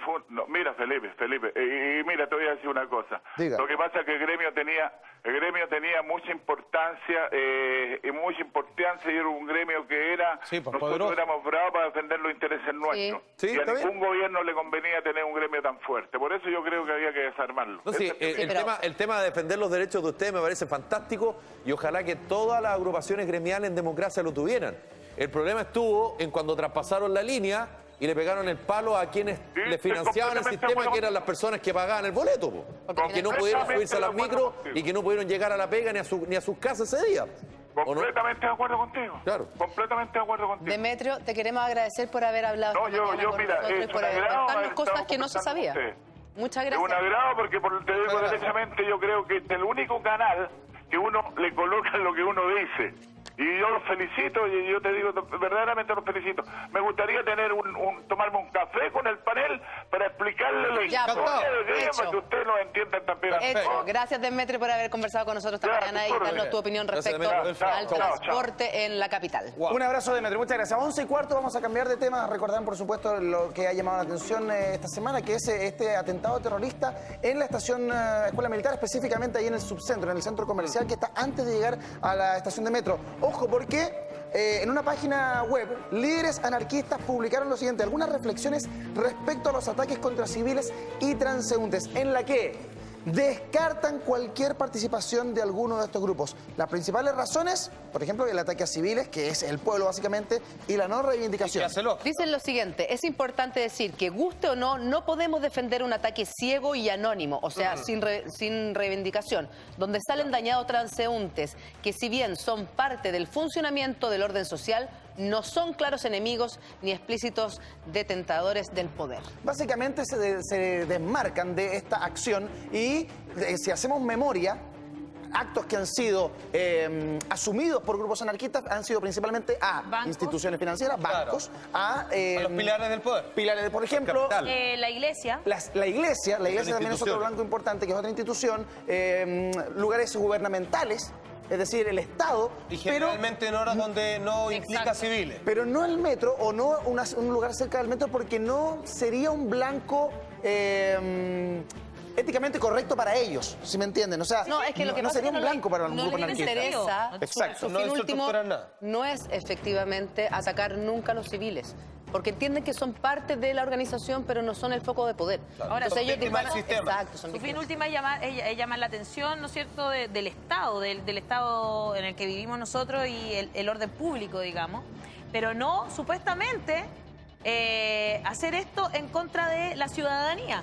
Por lo tanto, lo que están haciendo los anarquistas es desligarse, desmarcarse de esto que pasó, de este atentado, que muchas veces fue en contra de, además, una población. Colocar la frontera entre anarquismo y terrorismo. Claro. No tiene nada que ver. Entonces, como muchas veces se ha dejado como esa línea no muy clara, son ellos mismos que salen a través de este comunicado a decir que no tienen absolutamente nada que ver, que no respaldan un acto que no nadie se haya adjudicado, ni haya dado a entender por qué lo realizaron, y menos que ataque a civiles. Para conversar acerca de esta situación tenemos un tremendo invitado. Patricio Gajardo, cientista político. Hola, ¿cómo está? Gracias, Patricio, por acompañarnos. Amigo de la casa. A ver, Patricio, para entender un poco más lo que significa ser anarquista o los objetivos que buscan grupos anarquistas, esto del metro, ¿tú desde antes de esta declaración lo hubieses descartado o no? No, para nada. Primero hay que entender de que las organizaciones terroristas, y acá no estoy señalando que los anarquistas sea sinónimo de terrorismo, pero cualquier acto terrorista puede, en este caso, en particular el metro en Santiago, puede depender de algo bastante menos articulado. Es decir, puede ser incluso una persona individual, dos personas individuales que hacen una bomba en la casa y la colocan ahí. Claro, perdón, justamente porque el anarquismo lo que no busca el terror, sino cuidado, que busca generar, desestabilizar el sistema. ¿O no? Recuerden que cuando partió la Primera Guerra Mundial, el que mata al archiduque Francisco Fernando el año 1914 es un anarquista serbio. El grupo de la Mano Negra. Exactamente. Entonces, no es que descarte el terror, eso es falso. Es decir, nosotros no podemos señalar que el anarquismo es contrario, es pacífico. Claro, pero Patricio, yo no estoy señalando acá que esto lo realizó un movimiento anarquista. No lo sé, no existen los antecedentes como para señalarlo. ¿Sí? Pero lo que sí está claro es que han habido una serie de actos en los cuales han participado, por ejemplo, el caso Pichinello, se recordará en el 2011, con un cajero automático. No con violencia, pero... Correcto, pero lo que pasa es que generalmente las acciones violentas de este tipo, que tienden a intimidar, que se atacan al sistema, como ustedes señalaban muy bien, van creciendo, van ascendiendo en ¿Pero al punto de atacar civiles? Es que nadie puede determinar que existe un límite, Julia. Claro. Pero porque es tú partas... Sería un daño colateral. Lo que nosotros entendemos... No, aquí no. Lo del metro. No es un daño colateral. Fue un daño directo. Por eso no son, a eso voy. O sea, porque no se busca atacar esto, se busca buscarían la central del metro. Es que si fuera así, uno debería estar descartando el anarquismo como que podrían estar involucrados en este tipo de actos. Yo no me atrevo a señalar que un movimiento anarquista no podría estarlo. Claro. Podría estarlo perfectamente. Patricio, ¿y podría darse el caso que sea un grupo antisistémico, por ejemplo, y que de alguna forma no está bien, pero otro, y que se recubra culpando al anarquismo? A ver, es que también hay sistemas del terrorismo, también puede funcionar no develando la fuente de quién fue. Sí, porque, de hecho nadie se lo ha adjudicado. Hay un terrorismo blando y un terrorismo duro. El terrorismo blando es el que trata de generar incertidumbre en la gente común y corriente, lo que sucedió el día... Sembrar el temor en la población. En la población civil. Claro. Es el sentir la sensación de que cualquier persona, no necesita ser político, autoridad ni nada, es víctima o puede ser víctima. Un atentado en el metro en Londres, en Atocha en el año 2004, etc. Y el terrorismo duro es básicamente simbólico, los atentados del 11 de septiembre, por ejemplo, en Estados Unidos, lo cual ataca símbolos del poder. Ataca la Torre Gemela, el símbolo del poder económico, ataca el Pentágono, el símbolo del poder militar y supuestamente el símbolo del poder político. Ahí tenemos el terrorismo duro. A través de esta declaración de los líderes anarquistas también comprendemos que el Frente, no hace lo mismo, el Frente Patriótico Manuel Rodríguez también hizo algo muy parecido. Se desligó de esta situación diciendo que ellos no atacan a personas, que no atacan al pueblo, no atacan a las personas. Mira, sacó una declaración diciendo lo siguiente: el atentado en el metro de Santiago no huele a izquierda, no sirve a los intereses de la izquierda. Es una acción contra el pueblo. Deslizan de alguna manera que yo no me atrevería a decir, yo no me atrevería a decir de que es de izquierda, de derecha. No descartas nada. Yo no descarto nada, absolutamente. Creo que sería bastante irresponsable poder decir, es muy cómodo, incluso para sectores.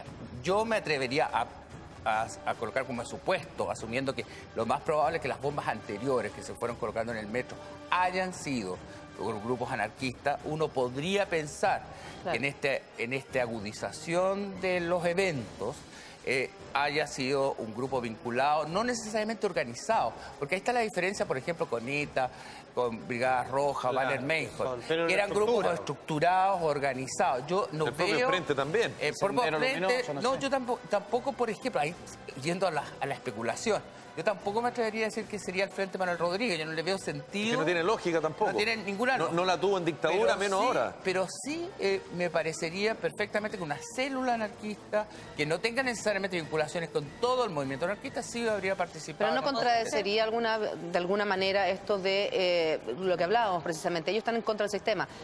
Muchas veces se adjudican los cajeros automáticos, las instituciones financieras, las iglesias. Pero tratar de perjudicar a los civiles y a la gente que trabajaba incluso ahí. Es un ataque ciego, sin sentido. Entonces me parece que al minuto que ellos sacan una declaración diciendo que no avalan esto, que no son ellos, es porque también sienten que se les está tratando de adjudicar un rol que no han tenido, que no han jugado. Yo esperaría que la policía llegue a investigar, ojalá llegue a un acuerdo más claro, y me parecería que que un grupo, sea cual sea, que ha colocado bombas, porque los anarquistas lo han hecho, aunque sean a cajeros automáticos, lo que sea. O sea, una persona común y corriente no coloca bombas. No, por supuesto. A nadie, Claro, a nadie. alguien que salió de su A casa se le nadie. ocurrió Yo estoy poner una seguro bomba. que ninguno de nosotros anda colocando bombas. Entonces, si yo coloco bombas, ahora al menos aunque no trate de matar a nadie, pero el hecho que ya tenga el precedente de haberlo hecho no significa ya para decir, oye, yo me excluyo de esta situación y yo nunca voy a matar a nadie. Porque puede dar que mates a alguien sin Es decir, no se puede atacar el sistema entre comillas, sin afectar al pueblo. No, yo no digo eso tampoco. Yo creo que se puede atacar el sistema, por ejemplo, por mucho tiempo en Chile, los grupos anarquistas. Por eso es que fue muy grave lo que pasó el lunes pasado, porque efectivamente se pasó la raya. Había como un límite, una autocensura para colocar de que los grupos anarquistas o quien fuera, para no adjudicárselo a nadie, si colocaban bombas se preocupaban de no matar a nadie. Bueno, eso se pasó. Y ahí hay un punto no retorno, y por eso que es tan importante el buscar a los responsables, ser capaz de actuar con mecanismos de inteligencia y con una dificultad adicional si lo comparamos con otros países en los cuales las organizaciones terroristas han sido más estructuradas. Pero estos se pasaron pensando que ellos habían colocado otras bombas, o estos son nuevos. Eso es lo que nadie entiende. No lo podemos saber Pero lo que dijo el fiscal era que efectivamente tenía las mismas características de la bomba del metro Los Dominicos. Exactamente. Entonces, Julia, por eso que yo no me atrevo a descartar, incluso aunque haya una declaración de movimientos anarquistas que digan que no por ningún motivo, yo no me atrevo a descartar, porque efectivamente, como tú señalas muy bien, lo más probable es que la del Metro Dominico haya sido colocada por movimientos antisistema. Esa también iba a atentar contra los civiles, contra las personas. Y nadie bueno, se porque tampoco. es que el tema, Ale, que no necesariamente, yo no me atrevo a decir que un grupo que coloca bombas tenga tan claro los límites, de decir, ¿sabes qué? Ahora voy a colocar una bomba que porque uno va creciendo. Lo que le interesa más que nada a cualquier organización de este tipo, ¿saben qué es? ¿Qué es? Los medios de comunicación y el impacto que tenga en la sociedad. Y cómo las autoridades reaccionan. No me cabe la menor duda. Fíjense ustedes que la bomba de la escuela militar cambió la agenda política. Estábamos hablando la semana pasada sobre la reforma educacional, la reforma X, etcétera, un montón de transformación, y de repente todo se vuelca a la seguridad, a la legislación antiterrorista, hay una especie de psicosis masiva. Provocó lo que se buscaba y provocó un gran centro de concentración de atención en los medios de comunicación. Es donde yo creo que esto de que finalmente ningún grupo se lo haya adjudicado hace todo esto mucho más peligroso. Porque al final la gente dice, ¿quién puso esto? Y empezaron las especulaciones y ahora resulta que, dependiendo de qué lado más o menos y de lo que tú crees que son los que pusieron la bomba, porque se ha escuchado desde que fueron las centrales de inteligencia nacionales hasta que fueron exmilitares que buscan no sé qué, o que volvió Patria y Libertad, o funcionarios policiales en retiro. Se ha escuchado, pero una cantidad que yo creo que hace mucho más peligroso todo esto. El grupo que lo colocó logró el objetivo, que era justamente provocar un impacto a nivel nacional y definir la agenda política. Eso lo está haciendo y eso lo logró. Sí, pero ¿por qué no reivindicarse este acto terrorista? Porque a lo mejor, de hecho, muchos... O sea, quisieron solo cambiar la agenda nada más. Muchas organizaciones terroristas, de hecho, el mismo 11 de septiembre, pasó mucho tiempo antes que Osama Bin Laden y Al Qaeda declarara explícitamente, pasó un tiempo largo, y rápidamente las agencias de inteligencia norteamericanas definieron que lo más probable que era Al Qaeda el que estaba involucrado en esto. Pero pasó mucho tiempo antes que explicitara de que efectivamente esto está siendo guiado por un grupo específico. Es decir, perfectamente la generación de temor, la generación de incertidumbre genera un clima propicio para el cuestionamiento del sistema. Me estoy colocando en la mentalidad de una persona que coloca una bomba en un lugar como la escuela militar. ¿A ti te hace sentido la idea parlamentaria que hay que existan funcionarios específicamente trabajando en inteligencia? Es decir, que se salgan de lo que significa el trabajo de carabineros, de investigaciones y estén ligados directamente a la Agencia Nacional de Inteligencia. Creo que lo que demuestra este atentado es básicamente fallas en el mecanismo de inteligencia. Se ha hablado mucho de la legislación antiterrorista, si es eso el problema, que es mala la legislación. Incluso, el tema está en anticipar los conflictos, ¿no? El tema está en la anticipación de los conflictos. Es un problema policial, es un problema gubernamental. No, es un problema múltiple, ¿no? Uno no puede decir que esto se reduce solamente al tema de la inteligencia, pero sí evidentemente que hay fallas de inteligencia que no fueron capaces de prever un hecho de esta naturaleza, y tampoco uno tiene que quedarse porque no han habido bombas que atentaron contra personas, de que no vaya a producirse un atentado sin ir más lejos, ayer en la quinta región, en Viña del Mar, un centro comercial tuvo 2 atentados de bombas de ruido, hay lesionados por lesiones acústicas, entonces es como complejo el sistema. Hay una especie de psicosis, está paralizado incluso el metro también por un bulto. Hoy día la gente tiene miedo. Es bastante compleja a nivel social. A ver, no solo en Santiago, porque ya veíamos que también llegó a la quinta región.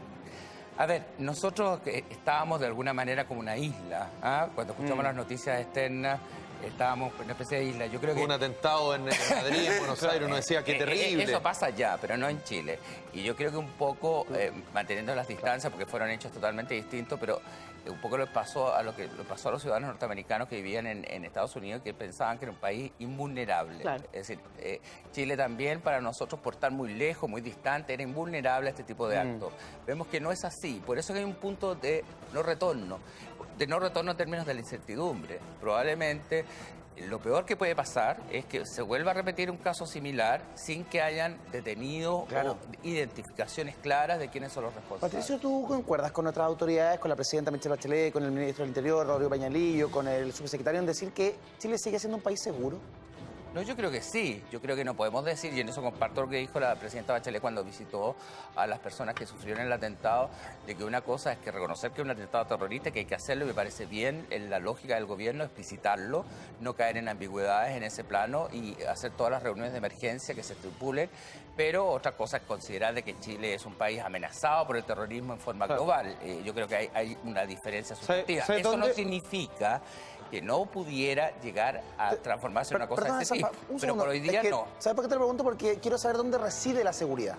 ¿Reside en estos hechos puntuales o en la sensación de la gente? Ayer el metro paró en la mitad del túnel y la gente se muere de susto. O sea, la gente se mira de inmediato, ¿qué pasó? Y todos empiezan a decir, ¿qué crees que pasará ahora? Todos miran el teléfono.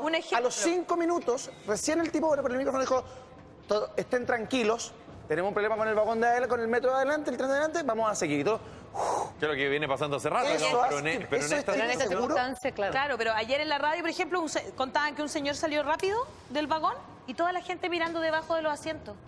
Toda la gente buscando a ver si encontraban algo raro, un bulto por ahí. Era así, pero de verdad, un nivel de paranoia tremendo. Eduardo, tremendo. Frente a eso, hay sociedades que se acostumbran a vivir con el terrorismo. Por ejemplo, en Israel es habitual de que la gente se va a un café, revise, mire, si se sube a una micro, tenga claro de que puede estallar una bomba. Es decir, las situaciones de el terrorismo o la acción violenta en forma permanente puede ser parte de una forma de vida. Yo te diría que en Chile el hecho de que sea algo inédito, que efectivamente se provocó una bomba hacia civiles, va a generar esta psicosis colectiva. Patricio, queremos seguir conversando contigo de un montón de cosas. Hoy es un día muy especial para nuestro país, es 11 de septiembre, estamos todos en estado de alguna manera, de alerta o de preocupación con respecto a lo que pueda pasar esta jornada, no solo en Chile, sino que también se conmemora el 11 de septiembre de Estados Unidos con las Torres Gemelas, vamos a hablar de todo eso. Respecto al 11 de septiembre, sin duda una fecha, tanto en Estados Unidos como en nuestro país, una fecha fuerte, que ha marcado muchísimo. Quiero invitarlo a ver la siguiente nota y comentamos respecto a esto.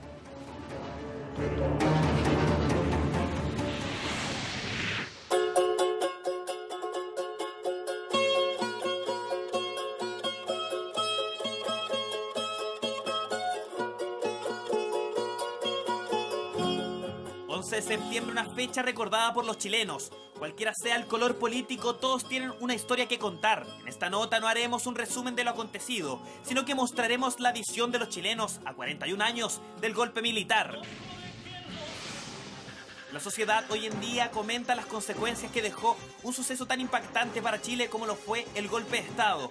La preocupación del día a día nos ha llevado a recordar esta fecha con el miedo latente de lo que puede suceder en las calles.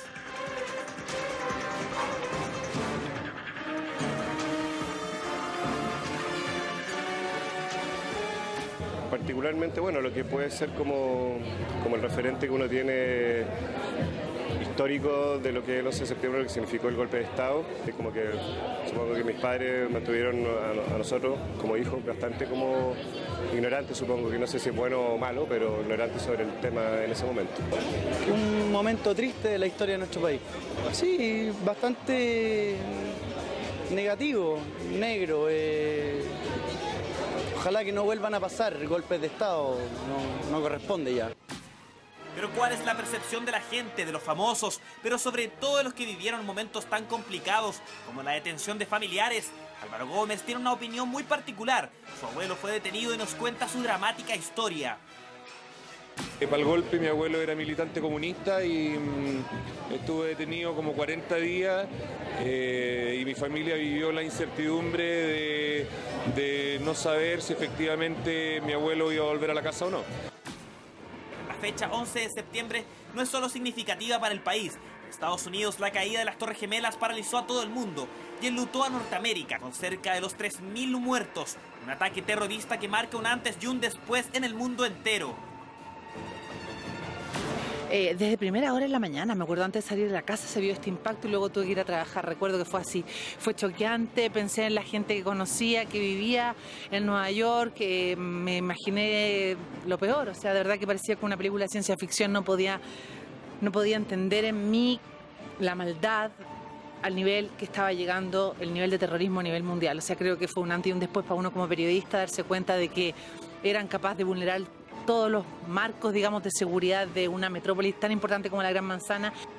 Testigos o no de lo sucedido durante el 11 de septiembre de 1973, lo cierto es que cada chileno tiene su punto de vista y opinión sobre una fecha que dividió al país.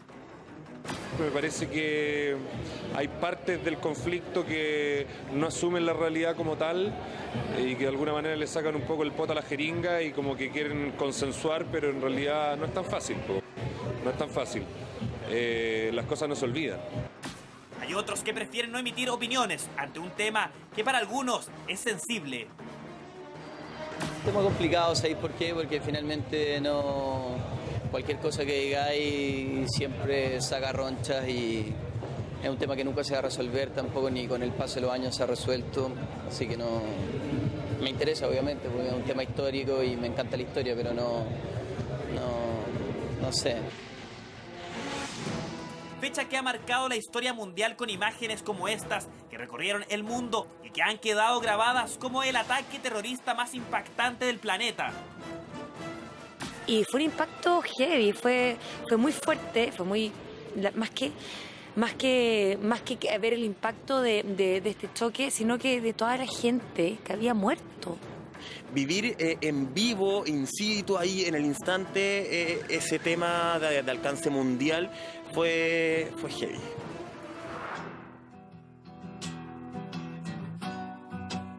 El recuerdo del 11 de septiembre que sigue en nuestra sociedad. Algunos comentan sus trágicas experiencias, otros prefieren evitar dar declaraciones. Son 41 años de un golpe de Estado que dividió al país. A esta hora, justamente a esta hora, en que tu cerebro empieza a cabecear con la última telenovela. Quisiera sacarte a caminar. Mira, el 11 de septiembre marca no solo nuestro país, sino que también al mundo y principalmente a la que puede ser realmente la mayor potencia del mundo, Estados Unidos, por el 11 de septiembre del 2001. Patricio, ¿cómo comprender la dimensión real en estos momentos en Chile del 11 de septiembre nuestro? Hablemos primero del nuestro. Yo haría primero la analogía en los dos fenómenos. Hay un concepto... ¿Se puede? Se puede, perfectamente. Y me parece muy bueno el informe porque hay un concepto en ciencia política que se utiliza para este tipo de hechos que se llama fisura generativa. Si ustedes vieron el informe, generalmente hablaban tanto los que recordaban el 11 de septiembre de Estados Unidos como un antes y un después. Bueno, la fisura generativa es básicamente un hecho histórico que tiene tal nivel de impacto para la gente, la generación que la vive, que marca un antes y un después. Eso sucedió el 11 de septiembre del 73 y eso sucedió el 11 de septiembre del 2001 para la sociedad norteamericana. Entonces, por eso se llama fisura generativa, porque no solamente impacta a la generación que vive el fenómeno, sino que se traspasa de generaciones, incluso con sensaciones emocionales. Algo que Felipe hablaba aquí conmigo, decía, hay gente que no opina sobre eso, pero no opina porque a lo mejor todavía hay emociones, a lo mejor en su casa no tocaran el tema, y no hubo un dolor expresado, no hubo un planteamiento. Una catarsis de alguna manera, o una toma de posición, pero el tema está latente. Y había alguien que ahí expresó, es un hecho histórico. No, en Chile todavía no es un hecho histórico, es un hecho de la coyuntura, está dentro de la contingencia. Fíjense ustedes que las políticas de alianza, los bloques en Chile de los partidos, marcan los que fueron los del sí, donde no es las políticas de alianza que han marcado toda la transición. Bueno, en Estados Unidos, las guerras que vinieron después del 11 de septiembre del 2001 han estado marcadas por la lucha y la psicosis por el terrorismo. Y cualquiera que va a un aeropuerto norteamericano se da cuenta, y se ha ido antes del 11 de septiembre, el impacto que tuvo en la psiquis norteamericana el fenómeno. Entonces, eso es la fisura generativa en ambas sociedades, yo creo que es absolutamente comparable. Patricio, ¿y cuándo el 11 de septiembre de 1973 va a dejar de ser coyuntura política y se va a transformar en un hecho histórico? Cuando seamos capaces, no sé cuándo va a ser eso, pero Ale, te lo digo con toda sinceridad. ¿Qué condiciones tienen que Tiene que darse cuando seamos capaces de asumirlo como un hecho histórico. Cuando estemos hablando de ese 11 de septiembre como un acontecimiento de la historia, pero que lo sintamos así. ¿Pero qué falta para eso? Dentro de eso, ¿la justicia es importante, por ejemplo? Bueno, la justicia, todos los elementos que involucren, es como para probablemente un sobreviviente del Holocausto, es absolutamente latente lo que pasó en la Segunda Guerra Mundial, es decir, son hechos absolutamente decisivos, pero al transcurrir el tiempo, al pasar las generaciones, es probable que el hecho se vaya tomando con una perspectiva distinta y sea un dato histórico, pero que no nos atrape emocionalmente en el análisis del presente. ¿O tiene que ver también con los bloques políticos? Con que los bloques políticos que apoyaron el gobierno militar o que estuvieron en contra de la dictadura, de alguna manera dejen atrás esas posturas y conformen nuevas alianzas políticas. Bueno, eso que el espectro político chileno cambie. Sin lugar a duda. Eso también es fundamental. Es un paso, sin lugar a duda. Es un paso, pero eso no es algo que se decreta. Es algo que se va dando a través del tiempo y a través de las generaciones. Es decir, por mucho tiempo, porque van a haber generaciones que a lo mejor no vivieron el golpe, absolutamente, en Chile, y ya probablemente la gran mayoría no lo vivió, pero eso no significa que sea indiferente para el análisis de la coyuntura. Es decir, cuando sea un referente para analizar el momento solamente y no involucre emociones, vamos a decir que estamos frente a un hecho histórico. Todavía estamos muy lejos de eso. Las fisuras generativas pueden durar mucho tiempo y traspasarse a muchas generaciones. Sobre todo si todavía en Chile se discute si fue dictadura. Y si estamos en esa... Bueno, a ver, Felipe, qué bueno que hayas tocado... Porque además el concepto de dictadura, cuando lo escucha alguien de derecha, cree que es un concepto peyorativo y ofensivo. De ataque. No, es simplemente el concepto. Entonces, pareciera ser que en Chile todavía ciertos conceptos correctamente utilizados, pareciera ser que es ofensivo para ciertos sectores. A ver, la construcción del lenguaje común es clave también para ir superando el tema de la fisura generativa que yo les mencionaba. Es decir, el hecho de que, porque se genera una división, es decir, la fisura generativa genera una división, tanto un antes y un después, y en el caso particular de Chile, a diferencia de Estados Unidos, que generó un elemento de cohesión en la opinión pública norteamericana, porque todos estaban en contra de lo que había pasado, en el caso chileno se genera un eje divisorio. Correcto. Que después se traspasa con el principio del 88 y además con un mecanismo institucional que articula y se transforma en un verdadero corsé, como es el sistema binominal, que atrapa los bloques. La reforma del sistema binominal probablemente va a dar fluidez a las políticas de alianza y a lo mejor en el futuro se van a generar alianzas nuevas que no van a mantener necesariamente esta rigidez en el plano de mantener estos dos bloques. Eso también contribuye a generar una superación de esta fisura. Ahora, si eso lo comparamos, por ejemplo, con la Segunda Guerra Mundial, parece que la única manera de olvidar estas cosas es que quienes participaron de una u otra manera vayan muriendo nomás.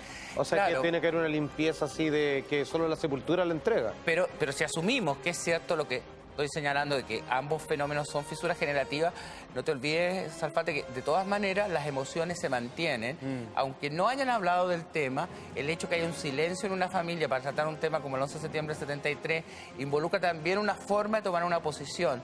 Involucra la generación de ciertos temores. A mí, Felipe, me llamaba la atención cuando estábamos viendo el informe de que habían personas que decían, bueno, es un hecho histórico, claro, pero algo les generaba y había una reacción frente al hecho histórico, aunque no quisiera pronunciarse mayormente. Es decir, había una emoción, ya sea incluso en el silencio, si es que la familia no lo tocaba. Patricio, como siempre, te queremos agradecer por haber estado esta mañana, porque de verdad nos explicaste muchos temas, desde la anarquía, el Estado Islámico, hasta lo que sucede un día especial. Todo claro. Gracias, Patricia. Un aplauso para Riri. Vamos a avanzar en Mañaneros. Como todos los jueves tenemos nuestra sección Control de Calidad. Se nos acerca el 18, mucha gente está amononando la parrilla o comprando una parrilla. ¿Es buena la parrilla eléctrica? Ahí cabe la duda. ¿A quién otro se le podría haber ocurrido esta pregunta? Pero... Solo a Charlie Rivera, que dice, ¿serán tan buenas efectivamente las parrillas eléctricas? ¿Afectará algo la carne? ¿Será bueno? ¿Será malo? ¿Será mejor la del carbón? ¿Dónde usarla? ¿Se puede usar adentro de la casa? ¿Se tiene que usar en la cocina? ¿Hay que usarla en la terraza? ¿Cómo se guarda? Porque yo he estado presente en un asado con una parrilla eléctrica que casi nos electrocutamos todos. ¿Qué? Sí. Charlie Rivera le cuenta todos los detalles en el Control de Calidad.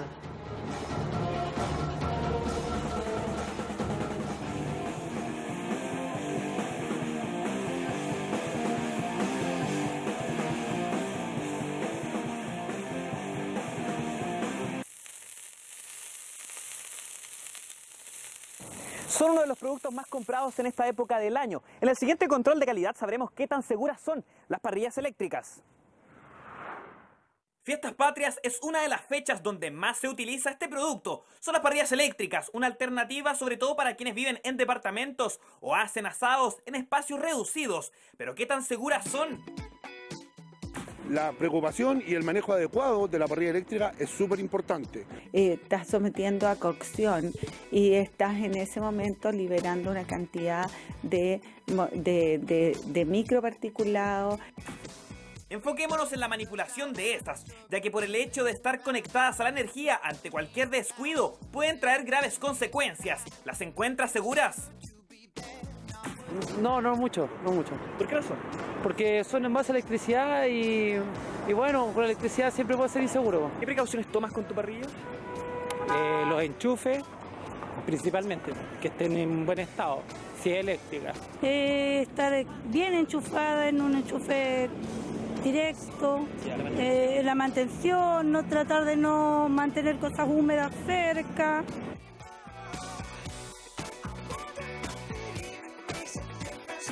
Para verificar la calidad de estas parrillas eléctricas, conversamos con el prevencionista de riesgo, Marcelo Quijada, que nos explica con detalle cuáles son los peligros de estas.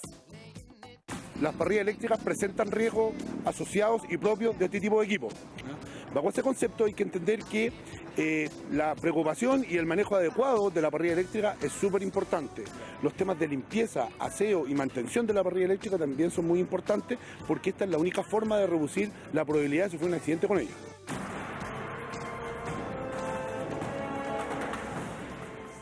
¿Pero qué pasa con estos gases que emiten las parrillas? Recordemos que las eléctricas son utilizadas muchas veces dentro de la casa o en espacios pequeños y los gases se acumulan en el lugar. La toxicóloga Laura Borgel nos cuenta qué tan dañino puede ser para nuestro organismo. En ese momento liberando una cantidad de microparticulados que va asociado y también vas eliminando y vas formando moléculas secundarias en relación a la superficie que se está quemando y que se está calcinando. Y en ese caso volvemos a lo mismo, o sea, volvemos al CO2 y al monóxido de carbono como elementos más importantes. Sin duda nadie quiere pasar las fiestas patrias lamentando alguna tragedia, y mucho menos con una parrilla. Ponga mucho ojo con la mantención y atenta siempre a los sellos de calidad. Los organismos fiscalizadores se preocupan mucho de la certificación de este tipo de equipos, pero claramente en alguna parte hay un mercado que no está regulado, así que uno puede encontrar por ahí alguna parrilla que es muy barata, y si es muy barata y es vendida en un local no formal, lo que menos hay que hacer es sospechar.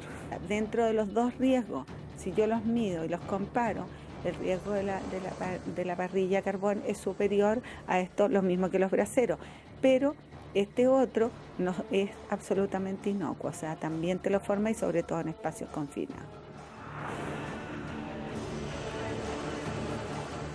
¿Qué tan seguras son las parrillas eléctricas? Ante esa pregunta, nuestros expertos nos mencionaron que existen 3 factores de riesgos a considerar.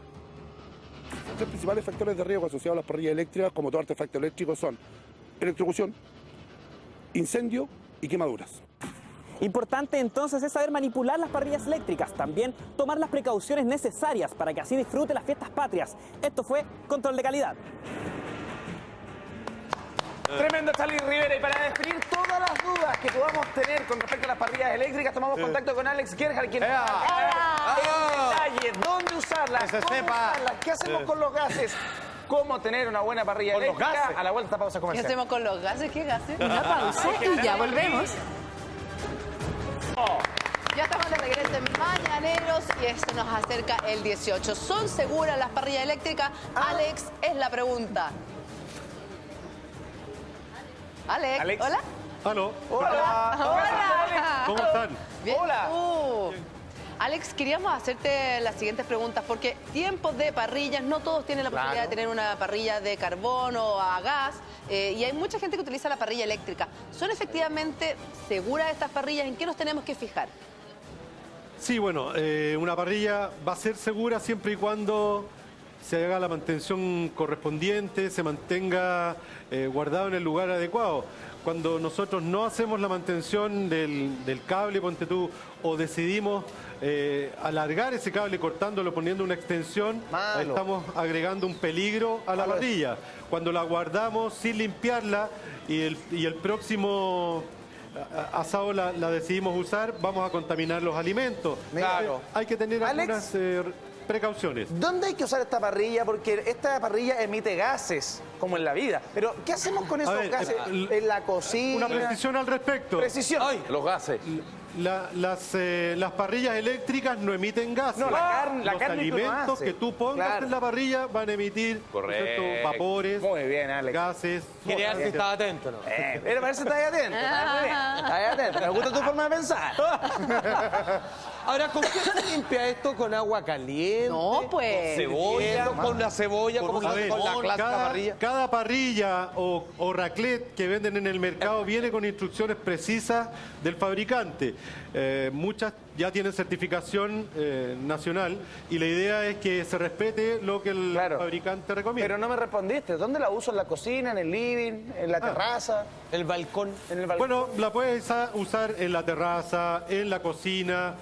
Lo que pasa es que hoy en día incluso hay algunas raclette que le llaman, que son parrillas de sobremesa, que vienen con una tapa. Entonces permiten que tú cocines alimentos sin que salten el aceite, la grasa. Raclette se viene. Las parrillas es otra cosa y vienen generalmente con sus patas y tú la puedes tener en la parrilla o en el patio. Uy, qué buena. Ahora, no conocía esto. ¿Va a regalar plata? ¿Por qué? Perdón. Lo que pasa es que lo que tengo aquí son las recomendaciones que hacemos como Asociación Chilena de Seguridad, número 1 en prevención, tú sabes. Tenemos 6 recomendaciones para este... ¿Cuáles son? Pero dígalo como segurito. Y tenemos alguna ahí que es asado seguro.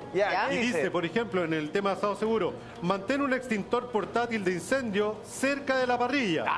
No utilices líquidos inflamables como parafina, benzina, alcohol para aliviar el fuego. ¿Y el copete? Para prender el fuego. Para prender el fuego, ya. Tercero. Instalar la parrilla como mínimo a 5 metros de distancia de cualquier construcción. Ya. Moja las brasas o cenizas con agua al terminar el asado. Correcto. Verifica la conexión y el buen estado de la manguera o regulador antes de utilizar una parrilla a gas. La manguera tiene que estar buena. Lo hemos hablado en otras oportunidades. Sí, es verdad. Y en cuanto a las parrillas eléctricas, verificar el buen estado de cables antes de utilizar la parrilla eléctrica. Perfecto. Y algo no menor, en las casas tenemos que tener claridad el amperaje que tenemos en nuestro automático. Porque si vamos a poner una parrilla eléctrica, más un calefactor, y alguien se puso además el hervidor, vamos a recargar nuestro circuito. Compadre, que tengan un tremendo y les voy a mandar, ¿qué más? Dígame. Les quiero mandar estas recomendaciones al estudio para que las repartan, ¿ok? Y a los pirómanos de acá. nosotros las medidas preventivas para este 18. Alex, este aplauso para ti. Muchísimas gracias. Que tengas un feliz 18. Gracias, como siempre, por estar ayudándonos. Pero si hay algo que no te deja ser feliz y no sabes cómo enfrentarlo, atrévete a intentar hacer un cambio en tu vida. Entra en www.lared.cl y comparte tus historias con nosotros. ¿Quieres darle un giro emocional a tu vida? ¿Buscas respuestas y solo encuentras preguntas? ¿No has sabido enfrentar tus fracasos?